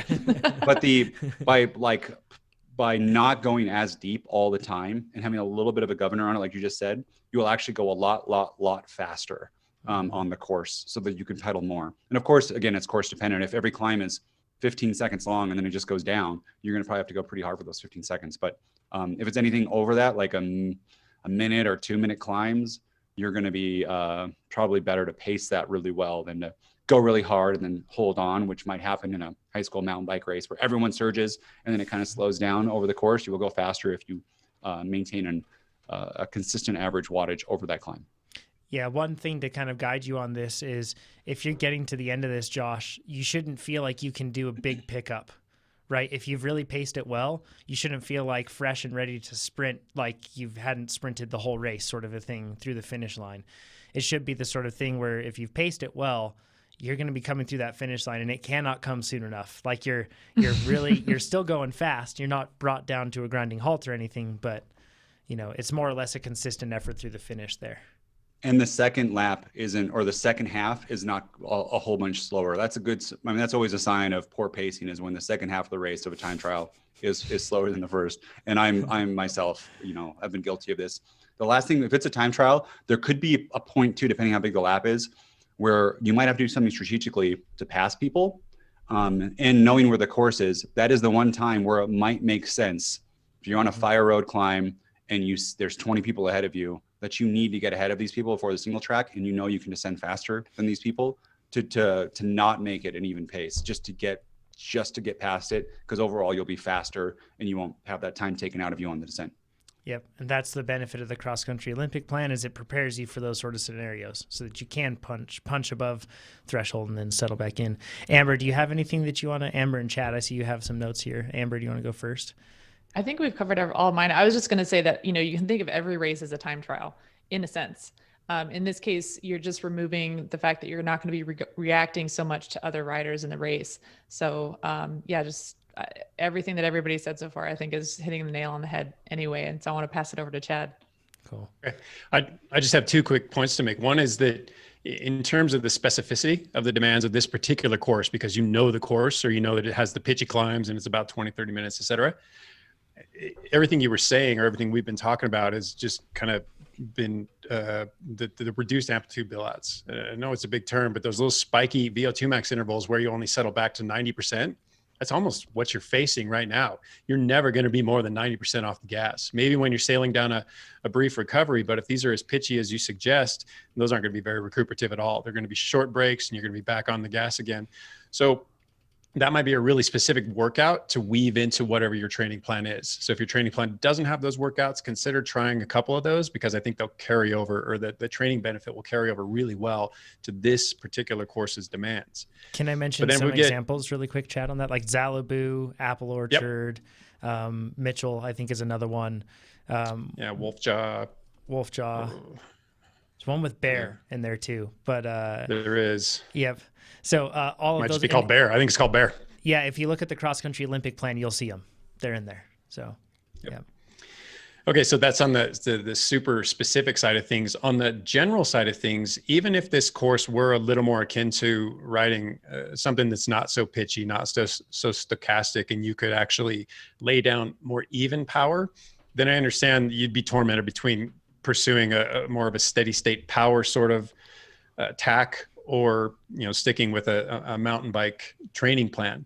But recognize that there are a lot of overlaps regardless of which way you go, and that the benefits, the physiological benefits, are going to carry one way or the other. You may not be hyper suited to the particular course when it comes down to it, but you're going to have enough of everything you need to be able to perform pretty well. That in both cases, you need a high level of muscle endurance, which is where you sustain that high percentage of FTP. So think of working at 90% for long periods of time. In both cases, you're going to need a big aerobic engine, and that's required in any endurance discipline. You have to go for a long time. You have to be able to make the most of your energy supply, and you have to be able to recover quickly. These are all part and parcel with aerobic adaptation. And then when it comes to the development of the shorter power, the shorter energy systems, those come about rather quickly. I mean, if as you get closer to the event, you get more description or more details on what the course is going to be like, and you have to make a quick change to your training, just recognize that you can train those up pretty rapidly. I came across some information that I'd long since forgotten, but there's a particular half-life to the improvement you'll see in a lot of energy systems that's shared. And one of those is VO2 max. And that's something you'll rely heavily on. And what you've described here, this half-life, it's about 14 and a half days, which means you're going to kind of move very close to a plateau training that energy system in about 40 days. So, what are we looking at? 4 to 6 weeks, which is basically the lines along which we operate. So if well enough in advance, month and a half in advance of your course, that, oh, nope, I've been going the steady state route. Now I need to train some VO2 max into it. Know that you can get there pretty quickly. And the benefit you, Josh, have is that you're young. So training your anaerobic capacity and your neuromuscular response and all that is going to carry a lot more weight than it will with older riders. You can get there pretty quickly.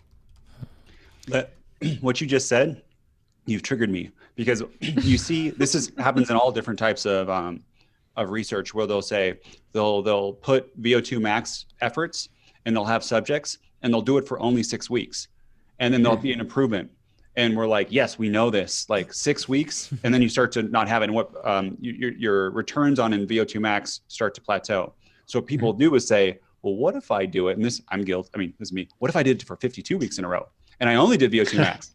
And this is, Chad, you weave it in as you go through and specificity and stuff. But that's why we don't just do VO2 max efforts, 3 VO2 max smashers all the time and then do that. So if you ever see like, oh, people threshold versus VO2 max in 6 weeks, VO2 max gets a little bit of benefit. Like, yes, we know this. But over time, over like a base build specialty, you can't just smash VO2 all the time and expect you to be yourself a faster athlete. No, because all that happens is you may actually become a faster athlete, but you're doing it at such a slow rate that it doesn't really benefit you to keep pursuing that particular course of action. So you've plateaued at, say, maybe 95% of your VO2 max capability, and you're going to flog yourself for another 3 weeks to do what? Bring your VO2 max up by 2 or 3%. I mean, it's not a equitable return for the time invested. Not to mention it's hard on your body in a lot of ways. And, this is all very course specific. And just because we haven't talked about it yet, what do you think the plan would be for Cape Epic? Because that course is it's not like a regular mountain bike. And I'm sure there's people who are going to do Cape Epic. Jonathan, what do you think?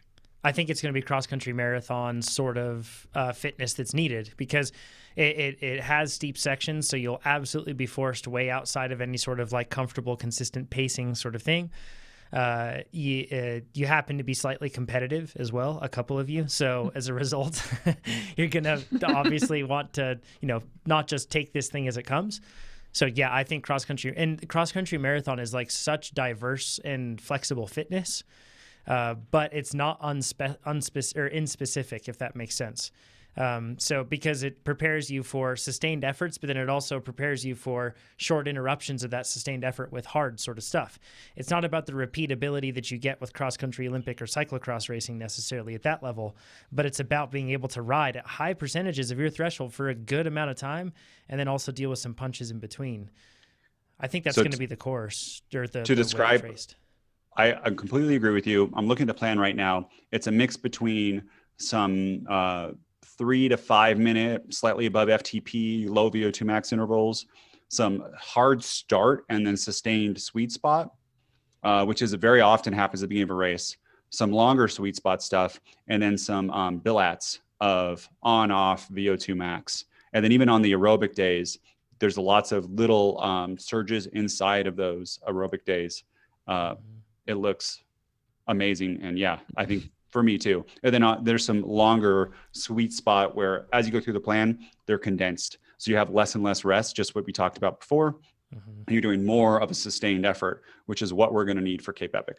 One thing that would change this is if the race was at like Leadville elevation. For me, if it was at Leadville elevation, then it'd be like, man, I really need to focus on lower percentages. I need to focus on something that is more steady state, and I'm just going to have to relent when things get really steep, and I'm going to have to kind of change that approach. But since you'll be effectively at sea level, that changes it for me and keeps it cross-country marathon. That might be a Century then that Yes. you'd want to do if it was like a Leadville. So basically it's less spikes and more sustained for a Century ride. Correct. Century plan. Let's get into Jason's question. He says, first of all, thank you for the awesome product. I've been using TrainerRoad for a little over a year now and have managed to increase my FTP from 215 to 274 while dropping about 20 pounds as well, which is pretty awesome. That's amazing. Yeah. He says, I'm more fit now at 34 years old than I have ever been before. That's awesome. I was just reading an article the other day where they were talking about how people are, once you get into your 30s, the weight gain. I can't remember the exact specifics, but it was like really high, like the average weight gain for a person in their 30s, and because they're career focused, family focused, that sort of stuff. So way to go, Jason, on going swimming upstream there and getting more fit in your 30s. Pretty sweet. It says, this past year has been my first dive into consistent bike training, and while I made huge fitness gains, one downside I have noticed is that I get very lightheaded when going from laying or sitting to standing. The lightheadedness usually lasts for about 10 to 20 seconds, and I just have to find a wall to lean against while it passes. I haven't noticed this on the bike at all. It happens more when I am resting, especially after a long ride. I've tried doing my own research and have not been able to find anything concrete. As a result of that research, I've tried to alter my diet by adding a lot more vegetables each day and drinking more water, but that has not made a noticeable difference in the lightheadedness. Probably really good for you, though, so kudos once again, Jason. Not all hope is lost. Progress is progress. It says, I'm wondering if Chad has done any research into this subject, and if anyone has any tips for me for what to try next. Thanks for any help. So Amber, Chad, go ahead. But yes, Jason, I have, and I did. And it was on a previous episode where we discussed orthostatic hypotension, and Amber's going to cover some of the same points, but she's going to bring up a lot of stuff that I didn't cover. So let's just turn it over to her and have her offer her take on it. Cool. Thanks, Chad. I really like this question because I think it's a cool opportunity to put our physiology detective hats on. We talk a lot about principles on this podcast. We talk about principles of training, principles of tactics, and how you can use basic principles and put them together to learn new things or apply things in a variety of scenarios. And this is kind of one of those examples that I think would be really cool to take this approach. So when we talk about the difference between sitting and standing or laying and standing, when you get lightheaded, we know that the cause of that really is just a temporary drop in blood pressure in the brain, right? So in the upper part of your body, as you stand up, gravity is now pulling on the fluid, the blood in your plumbing from a different direction relative to the plumbing. So that's what's happening right there, is we have this change in blood pressure in the brain. And what's really cool about this is we have what's called a baroreflex. And I think Chad may have gone into this before, so I'll make this pretty quick. But baroreflex is amazing. Again, have I mentioned before how amazing our bodies are? They're incredible. It's so cool. So your baroreceptors are these little mechanoreceptors in your blood vessels that are sensitive to stretch. So they can tell when they're stretching. So as you go from, say, laying or sitting to standing, the vessels in your lower body are, because gravity is now pulling the blood down towards your feet, towards your lower body, those vessels are going to stretch a little bit. Those baroreceptors are going to send a message back to your brain. Hey, we have increasing pressure down here in the lower extremities, while the upper extremities now are going to be sensing lower pressure. Those baroreceptors send a message back to your brain. Your brain says, cool, we're on it. So then what your brain is going to do is it's going to selectively vasoconstrict, selectively tighten up some of that plumbing in order to redistribute the blood pressure so that you don't get lightheaded. And this literally happens in less than a second, like a split second. All of that messaging, all of those decisions, all of those responses, boom, done. So when things are working really well, you can go from laying or sitting to standing, no problem. It's pretty impressive. So when we take that and we know on one hand, okay, the lightheadedness has something to do with blood pressure. Okay. Jason has correlated this experience to the fact that he's getting a lot fitter. So let's take a step back and let's think about what are the training adaptations that happen over the long term that might have something to do with blood pressure. So when we look at the long term, one of the long-term training adaptations that we see is called vascularization. And that's your brain, again, super smart, is saying, wow, we have all these huge muscles in the legs. And let's be honest, our leg muscles are huge, right? And they're only getting huger. So some of us. So, I was just going to say, some of us have arrow legs. So the brain's going, wow, we have these. Dig, Amber. She's so clever with this. Like she's just throwing in little daggers. Subtle. We have these big old muscles in the legs and they're doing lots of work. And so the brain's going, wow, we need a lot of oxygen going to these muscles, which means we need more blood. So how can we get more blood going to these muscles? We can make more plumbing. And that's what your body does, is it makes more capillaries, more blood vessels, so it can deliver more blood, more oxygen to these muscles. Vascularization, which means now, if you think of the system as plumbing with fluid in it, the more plumbing you have, the lower the pressure in the system is going to be, right? If we assume that the amount of fluid in the system is fixed, which it is within a range, but when you add more plumbing, more volume, that's going to tend to lower the pressure in the system. The other long-term adaptation is we know that you end up having a lower heart rate. Your heart gets really efficient. It can pump out more blood with each heartbeat. So at rest, and Jason mentioned that this does tend to happen after he's done working out, when he's at rest, you have a lower resting heart rate. And again, that tends to indicate lower blood pressure as well. These are all good things. They're really, really healthy for you, right? These are things we associate with good health. These are good adaptations that we want to chase with fitness. The other thing that can happen is vagal tone. This has to do with that lowering of the heart rate, and it also makes you more efficient in terms of vasodilation. So that's another thing we'll talk about as an acute response to exercise. But all of these things are generally really good, and they do happen to relate to blood pressure, and they tend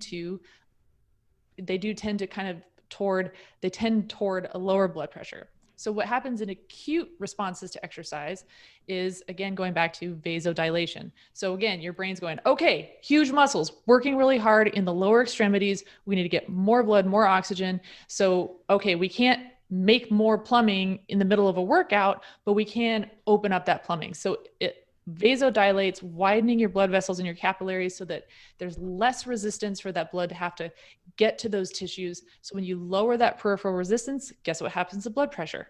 It tends to come down. But what it's doing there is it's increasing oxygen delivery. And the other thing that happens during acute exercise is we know that our core temperature goes up, which means that we're going to have to try to shed heat. And the way that our bodies shed heat is, again, vasodilation. You're dilating the blood vessels, especially near the surface of the skin, so that you can dump heat at the skin surface. The other thing that happens during exercise is you're sweating out fluid. So you're actually losing fluid in the system. You're opening up the pipes in the plumbing. All of these things are serving to tend toward a lower blood pressure.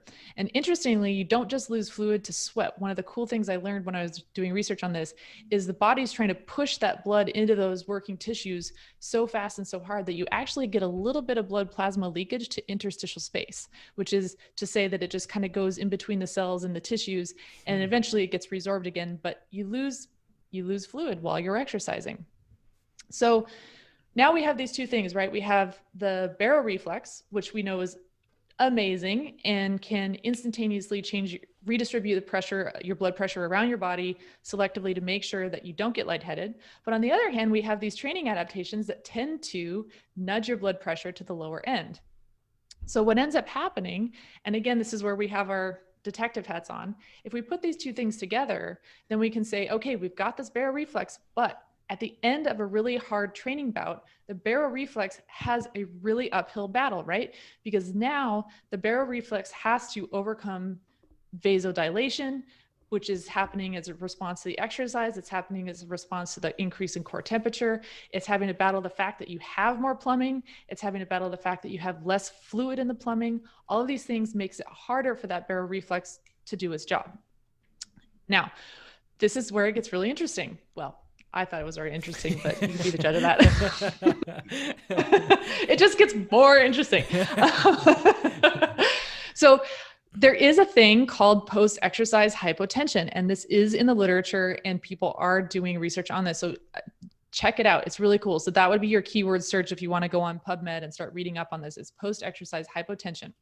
And again, during exercise, we have selective vasodilation and vasoconstriction. So the vasodilation is happening in those giant leg muscles of yours that are working really hard, which is, as cyclists, those are all in our lower body, right? But you're going to vasoconstrict to non-working muscles, non-working tissues in order to increase venous return, because you want to get that deoxygenated blood back to the heart, back to the lungs, so it can get oxygenated and pumped back out again.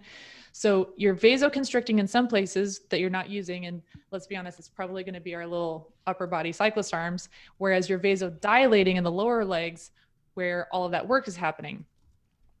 See where I'm going with this? If you think about the baroreflex and having to increase blood pressure in the lower body versus the upper body. So you're setting yourself up during exercise to be vasodilated in the lower body and vasoconstricted in the upper body.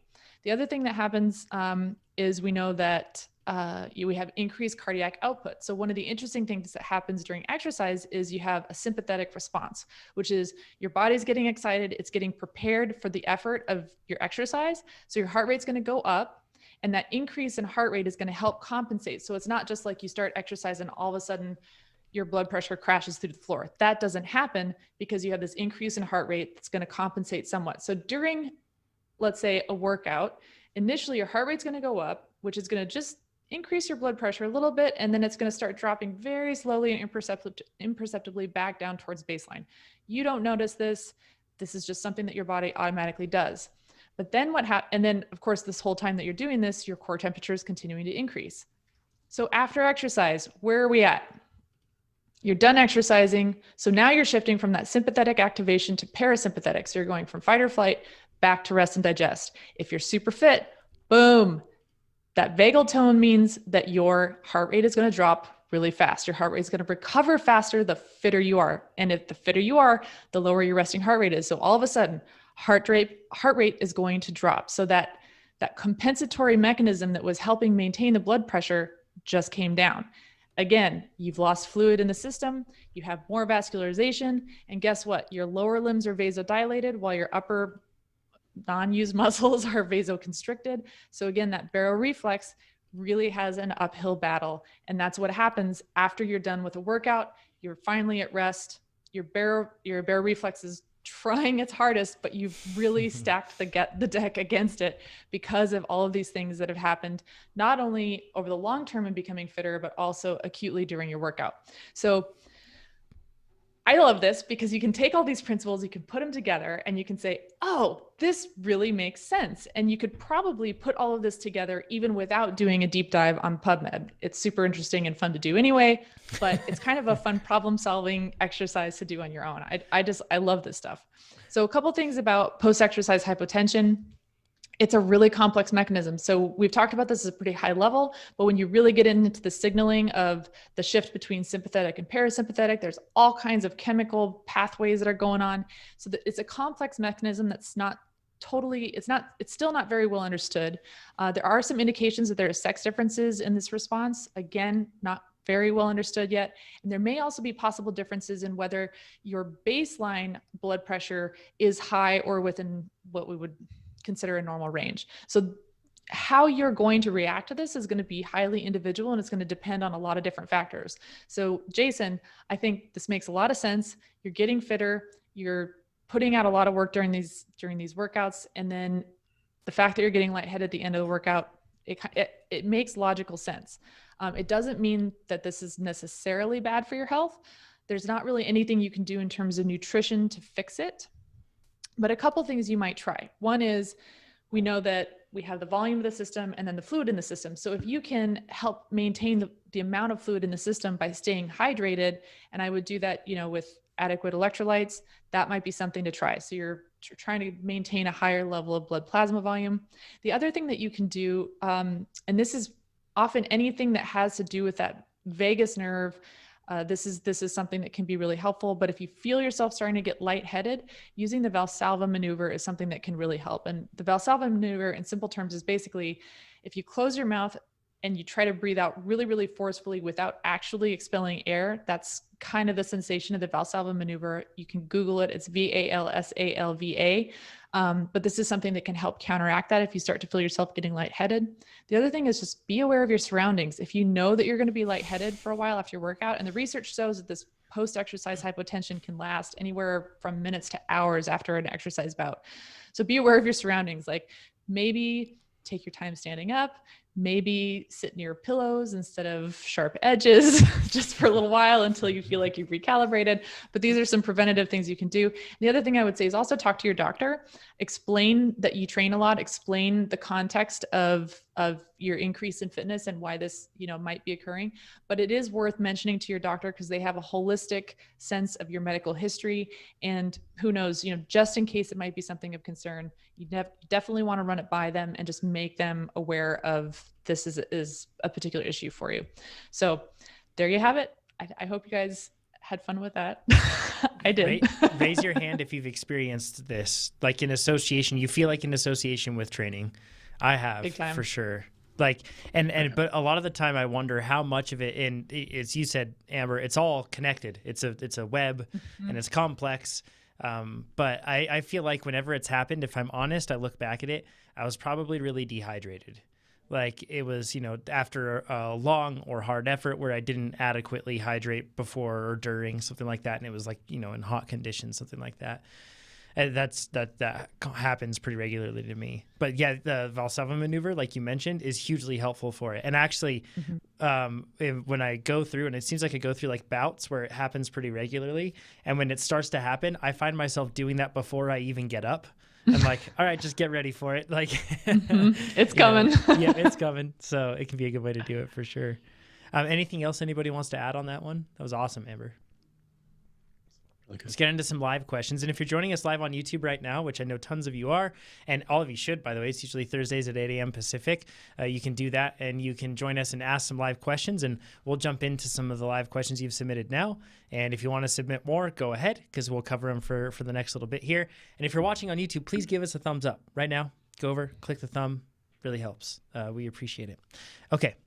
The first one is from Staples-ish. I like reading your names, but you're totally going to Bart Simpson me one of these days. So, but he says, hey all, what's the best way to use unexpected training time that pops up in your week?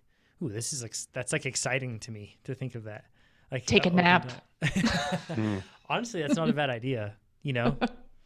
What would you say, Chad? Because we're steering toward a mountain bike race, skills work for sure. And I've got my neighborhood's super hilly, so skills work is really a tough get, but we also have a really flat ditch trail. There's hard packed dirt with, loose over the top. So it's very specific to where we're headed. And I've just been going on evening rides with Amoret where they're really just noodle fest. So we're just trying to really just instead of going for a post-dinner walk, we do these little rides, and they're awesome opportunities to, I know it's not training in the strict sense. We're not addressing physiologic adaptation, but it is very helpful in terms of my race goals. I think with both, go ahead. Sorry.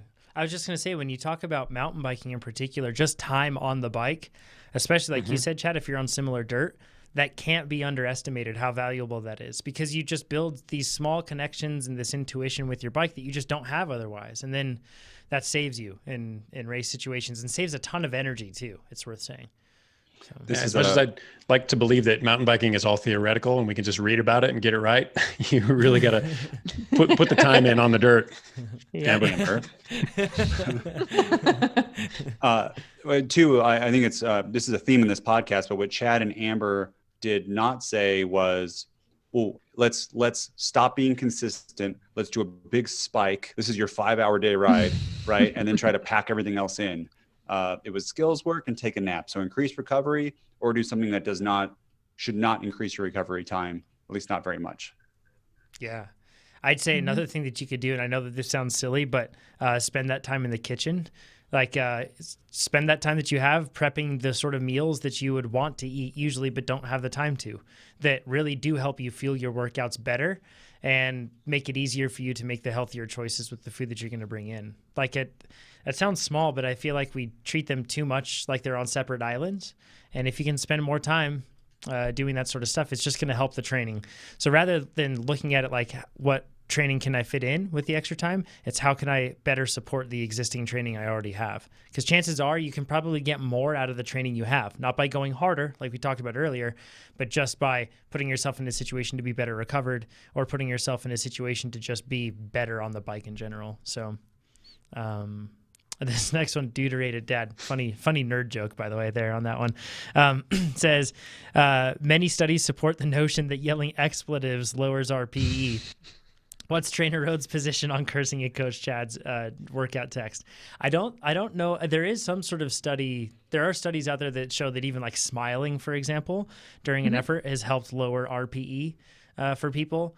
And plenty of things like that. I haven't yet read the studies that yelling expletives lowers RPE. I have some anecdotal evidence that works. Sure. Yeah. It's a new tier of TrainerRoad. We'll have Chad fly out and just sit there and just yell at you so hard. Or we can do group workouts. I'm jump from group workout to group workout and yell. Chad's silent or encouraging whenever I've done workouts with Chad. So yeah.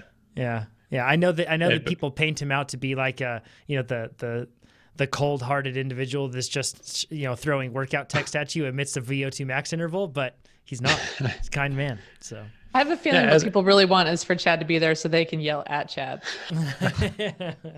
Yeah, for sure. Yeah, yell at me for making you faster. Sorry. Oh, snap. Sassy Chad. That's the Chad that I hear on long rides when he's cracking. Snark. And long trips where we're traveling for a long time, right? Yeah. New feature request, sassy Chad text. Only if it comes with like a clippy little Chad animation, hand on the hip, sort of. Yeah. Oh, it'd be amazing. I miss beers with Chad. That was good fun. Yeah. Sassy Chad. Speaking of sassy Chad. All right. It's me at my sassiest. Yeah. That's it. Let's go to John. He says, I have a recurring Wednesday evening race series that's actually going to happen. How would you weave how would you weave those into a mid-volume build plan? The races will approximately be 45 minutes. What say you? Pretty seamlessly. Yeah. Thanks, Amber. Question. Really well. Sassy Amber too. Right, I'd probably bag the Tuesday workout and do Wednesday instead. So whatever your Wednesday workout was on a mid-volume plan, push to Tuesday. Maybe instead do openers on Tuesday, and then scrap that Tuesday workout in lieu of the Wednesday race. Yeah, I'd push it around too, where I really enjoy having a weekend day all the way off with family, like Saturday. So you could this ride could be the first ride of your week. And then you got the easier day after that, and then the harder day, and kind of just push them all around that. And you could do that inside a plan builder. You can drag them down, and it will set your whole plan that way. Or at least you can even do it just for this phase if you want. The other way, two caveats, John, is You said it's 45 minutes. If your workout's longer than that, you're probably going to have to make up a bit of the time. Probably. I mean, maybe you can jump into an earlier race. Maybe you can extend your warm up and your cool down. But in any case, the demands of the race ideally will match the demands of the workout. So if you're going to go out there and hide in the field for 45 minutes and then sprint, that's, when you had VO2 Max on tap, well, you're probably going to be missing the intended benefits of the workout. The race doesn't exactly compensate. So do keep that in mind. If that's the case, it could probably even replace the Wednesday ride. Because I've had rides where your normalized power is 200 and you do like one effort and that's it. And then which is time potentially well spent too. You can learn how to migrate around in the field, how to conserve energy, which wheels are good wheels to follow when the race does matter, et cetera. Yeah. Make it a goal. Like, see what the lowest possible power average you can have for that race would be. That would be actually a super good exercise. I think that's a great way to treat those weekly races that are, if it's like your goal event, that's one thing. But if they're like C races, that's awesome advice from Amber there. What Pete does, and we actually added this to the product, is he would look at him and the other Cliff Bar riders and see who can have the most time at 0 watts inside of a crit. And even if it's hard, who can coast the most, be the most fluid, which is, I think that's pretty cool. Absolutely. It's a good goal to go for. It makes you a better racer for sure. I personally, John, I follow a mid-volume plan Monday through Friday and then leave my Saturdays open. So in this case, if I had this scenario, then I would just move that over so that I would have my free day for that race. Because one thing that I've found is that, your training progresses. And if you end up skipping, because you certainly don't want to replace your race with like a recovery workout, one that's really low intensity. I mean, I guess you could, but you'll just have to know that that's going to be pretty tough then for your body.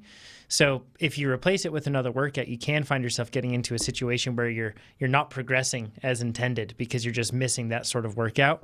And if you end up skipping your sweet spot workouts because you really don't like sweet spot, or your VO2 because you really don't like VO2, but you just quietly hold it to yourself, then you'll get throughout that whole training block and suddenly you haven't worked on that and you won't be good at it. It sounds crazy and strange, but believe it or not, you're good at what you do. So that's just something to keep in mind, that if you are just going to be skipping one consistent type of workout the whole way through, don't expect to be better at that energy system. And that's one of the reasons why Chad is suggesting try to ideally get it to match the demands of whatever workout you had planned there. So next one is from Brent along those same lines, says, how do we find local crit racing on or off the books to start taking advantage of our gains? Off the books, head to a back alley where they play dice, ask them if there's any crits going on or something. I'm sure they'll be really into that. But in terms of that, we've talked about this before. USAC can be a really good resource. You can go on to usacycling.com if you're here in the United States, and you can look at races that happen.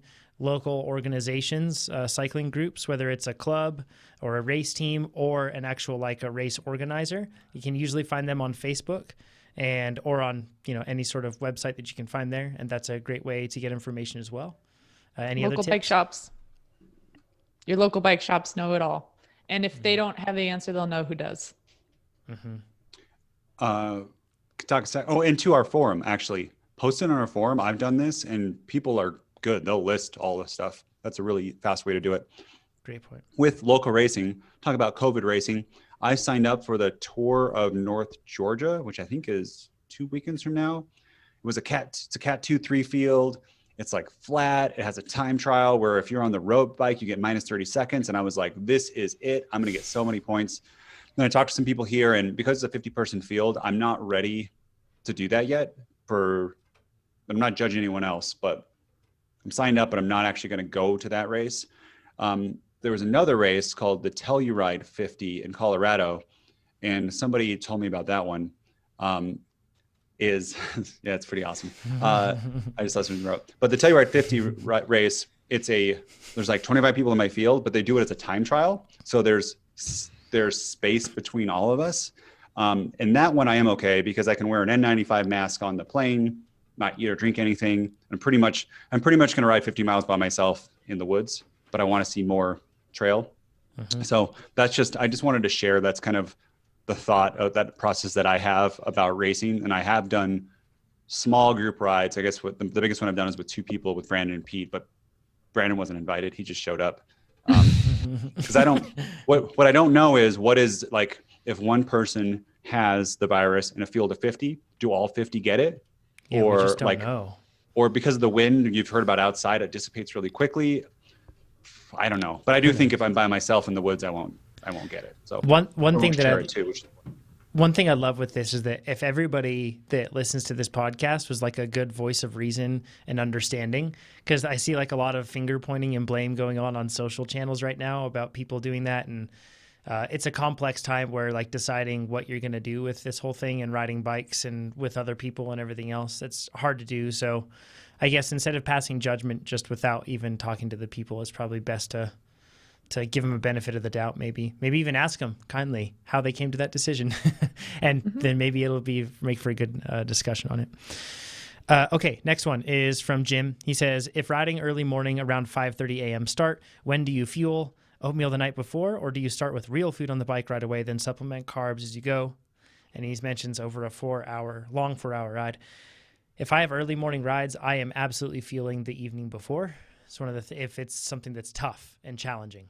If it's something that's like a butter burner, as Chad calls them many times, butter burners, and it's nothing that's going to be really difficult, then I'm not stressing about it. But if it's going to be anything that's difficult, then yeah, absolutely, I'm fueling the evening before, because I have a hard time just choking down food right before the workout and then just going full gas. That's tough for me. Yeah. I think experiment a little bit, if you find that there's something that does go down easy, that's pretty simple carbs, like just maybe some toast or a bagel. If you can eat that before you ride and it doesn't unsettle your stomach, it feels pretty easy to get down and it doesn't feel too much of a load when you're actually riding. I would suggest that. So experiment with a couple different options and see if something can work for you. If you really struggle to have getting solid food into your system before you actually start riding, just make sure that you're eating consistently on the bike. And I would just suggest eating early and often during the workout, especially if you're going to be doing anything other than, like you said, endurance or butter burner level type work. But for sure, I would fuel the night before. If it were me, and I've trained myself to be able to eat almost any time of day. I mean, this is one of the things in racing in the pro peloton, you don't get a choice. Like sometimes even in a stage race, you'll have stages that your start might be at 6 a.m. one day, and then it might be at 3 p.m. the next day. And it doesn't matter. You have to get pasta in your system or something 3 hours beforehand, and it sucks. So I've actually trained myself to be able to eat just about anything, just about any time of day. So I can get up and I could probably get down 1,000-calorie breakfast for a big ride and get on the bike and go and be okay. But that's me. And that's after many, many years of having taught my system to handle this. So I would definitely fuel the night before. I would have something solid that was carbohydrate rich before the ride. And then I would definitely be eating and drinking the whole ride through. That 1,000-calorie breakfast, what time period before you would you eat that? If I have the luxury and I've got enough sleep and I'm not worried about that extra hour or two of sleep, in the morning, an hour and a half to 2 hours before would be ideal. But if it's really early, like 5:30 a.m., honestly, it's me. I like my sleep. I would probably sleep in until I would have everything laid out the night before. I'd probably get up at 5, eat my breakfast, and then get on the bike. At what time? At 5:30? Well, 5:30 start. So rolling at 5:30, I'd probably get up a little bit before 5, prepare the breakfast and start eating at 5, and then get on the bike and go. I'm sorry, everybody, but Cape Epic, this is going to be us because it's 7 a.m. start every day. And then it's a 5+ hour day. That is hard, right? So I've racked this in my brain. Are you going to wake up at 4 and then go to bed at like 6 p.m. every night, which is going to be really hard? Or are you going to you know what I mean? Like it's a conundrum of getting up really early and losing sleep, or maybe I should start trying to do what Amber did and do it like 30 minutes before and see how I can do. Yeah. But that's going to be hard in the village. I'm actually messing with this right now, and that I get out of bed, I do my workouts early. I don't have time for a big breakfast. And my stomach won't tolerate it anyway. But as long as I have a good dinner, as long as I have even a good lunch the day prior, I know coming into it, I've at least got enough to carry me through, enough time for me to get to a point where my stomach can tolerate a bit of food. And then I'll start to eat, because I suspect that's going to be exactly the scenario that plays out at Cape Epic. I'm going to get out of bed. I'm not going to want to eat. I suppose I could force myself, but I don't see that happening. So I'm going to have to get on top of my nutrition early in the race. And then of course, stay on top of it by eating often. Mm-hmm. Yeah. a couple tips on this. Staying away from fiber-rich foods really helps. So rich carbohydrate, but very low fiber. And you can also sneak in calories with things like, I will just douse my breakfast with maple syrup. And it's just an easy way to add a bunch of calories that are rich in carbohydrates, and jack up that calorie value before you get on the bike. So there are sneaky ways of getting in calories and making it a big calorie breakfast. And there are also ways of making it a little bit easier on your GI system so that you're not putting your system under as much stress as you might otherwise with a similarly calorie dense meal. And this is not something that everybody needs to do. I think as long as you had a good dinner the night before and you're fueling on the bike and you're hydrating well, you're probably going to be fine. And I would just say something is better than nothing in this case. This is one of the biggest advantages right here that Amber has. She's just a pro stage racer, right? Like, and that's a different thing than just a bike racer. Even a pro bike racer is a person that's a pro stage racer. That's huge. Yeah. And she knows all these little small things about herself that we honestly don't know. And we've never done something this hard in our life. We haven't had very hard lives. To Chad's point about forcing yourself. I haven't had a very hard life. That was a really good TikTok, by the way. Yeah, dr.nate on Instagram. Yeah, it's so good. Yeah. No, so but there were, I'll just say there were many times, especially mid-stage race, and the further you get into a stage race, the harder it gets to eat. And from the outside looking in, you might just think this is the perfect scenario, from like a diet culture perspective that, oh, you're burning all these calories and you don't want to eat. That's awesome. It is not awesome. It is not awesome. It is terrible because you have to get the food down and nothing is appealing after a while. And you just do weird, but again, you start learning like weird little tricks. Like I'll just, in Italy for UCI races, we would always have a pasta meal 2 to 3 hours before the race. All the teams would come down, you get in line, and you had two choices, red or white. White was plain pasta, red was pasta with red sauce. There you go. And it got really, really hard to get down. So then I would sneak little packets of jam and jellies and I would mix it into my pasta. And it would be the only way I could get it down. It sounds horrible, but I swear when you're like 6 days in, it's the only way you can get it down because you have to. So that is one thing I am really good at is even when I really don't want to, I can get the food. I can shovel it in. I don't want to mess with their brains, but it would be great to have a scale where we weigh ourselves at the beginning of it. If we could blindly weigh ourselves or just do once at the end, I'd like to see just data-wise, it would be interesting about who lost how much weight through the whole race. I personally think I'm planning on gaining a pound, because I'm going to go on a limb here and say I can even eat more than Amber. You're good at that, yeah. I am very good at this. Is where I'm world class at eating. But I suspect those of us who don't lose very much weight will have a better race compared if someone lost a pound a day or half a pound a day or something like that. That's a big deficit. And this is a little bit of a tangent, but I'm just going to say it because I'm sure some people are listening to this. When you do a really, really long event like that, like a stage race, or if anybody, last week we talked about creating your own training camp. If you're doing a training camp and you're doing a really big load, it's very, very common to gain weight over the course of something like that. And it's often the case that it's actually water weight because you just tend to start retaining water as a result of that high level effort. You start accumulating different metabolites and it changes the osmolality. You start to retain water a little bit. So if you do a huge TSS week, whether it's a stage race or a training camp, and you put on a few pounds, don't panic about it. Just go about your business and then check yourself again a week later. Chances are it will be gone. I think Nate managed to hack Zoom and change Chad's Zoom name somehow.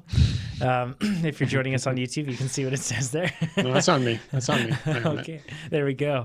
He's joining Team Nate. This is what's going to happen. The boy band, the One Direction member Chad, just joining in to go full circle. Thanks everybody for joining us this week. And remember, you can submit your questions at trainerroad.com/podcast. Please do that. And please share this podcast. Once again, if you're watching on YouTube, please give it a thumbs up down below. Sharing that and giving a thumbs up, commenting, all that sort of stuff. It really does help get more cyclists tuned into this podcast, and we can make more people faster, grow the community, and head over to the TrainerRoad forum. It's just trainerroad.com/forum, and you can join a massive community of people that are constantly posting tons of nerdy stuff, tons of fun stuff, and really helpful things, and it's a good spot for you to get some help too. So with all of that said, we will talk to you all next week. Thanks, everybody. Bye, everyone. Thanks, everybody. Bye-bye.